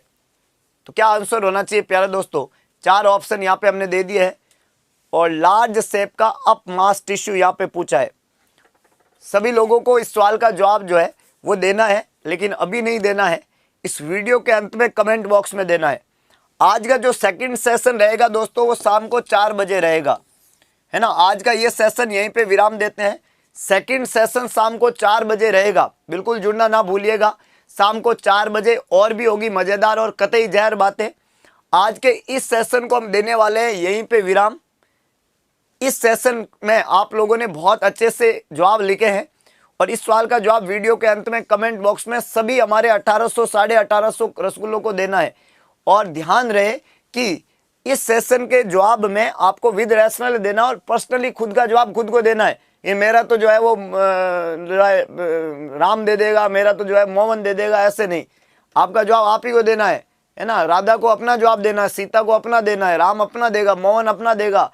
मोहन घर चल, लेकिन पहले जवाब दे, उसके बाद में घर चल, है कि नहीं है? तो ये बहुत इंपॉर्टेंट एस्पेक्ट है। पूरे जोश और उत्साह के साथ में सेशन को देते यहीं पे विराम। कल फिर मिलेंगे शाम को 4 बजे और कल सुबह 6 बजे, बैक टू बैक 2 सेशन होंगे। आज के सेशन को यहीं पे विराम देंगे। और जाने से पहले एक खास बात, किसी ने कहा कि ईश्वर का दिया कभी अल्प नहीं होता, जो टूट जाए वो संकल्प नहीं होता। हार को लक्ष्य से दूर ही रखना मेरे दोस्त, क्योंकि जीत का कोई विकल्प नहीं होता। हम पैदा हुए हैं जीतने के लिए। संकल्प सिर्फ एक है, जब तक तोड़ेंगे नहीं तब तक छोड़ेंगे नहीं। तो फिर मिलते हैं दोबारा शाम को 4 बजे। तब तक के लिए जय हिंद, जय भारत, जय महाकाल।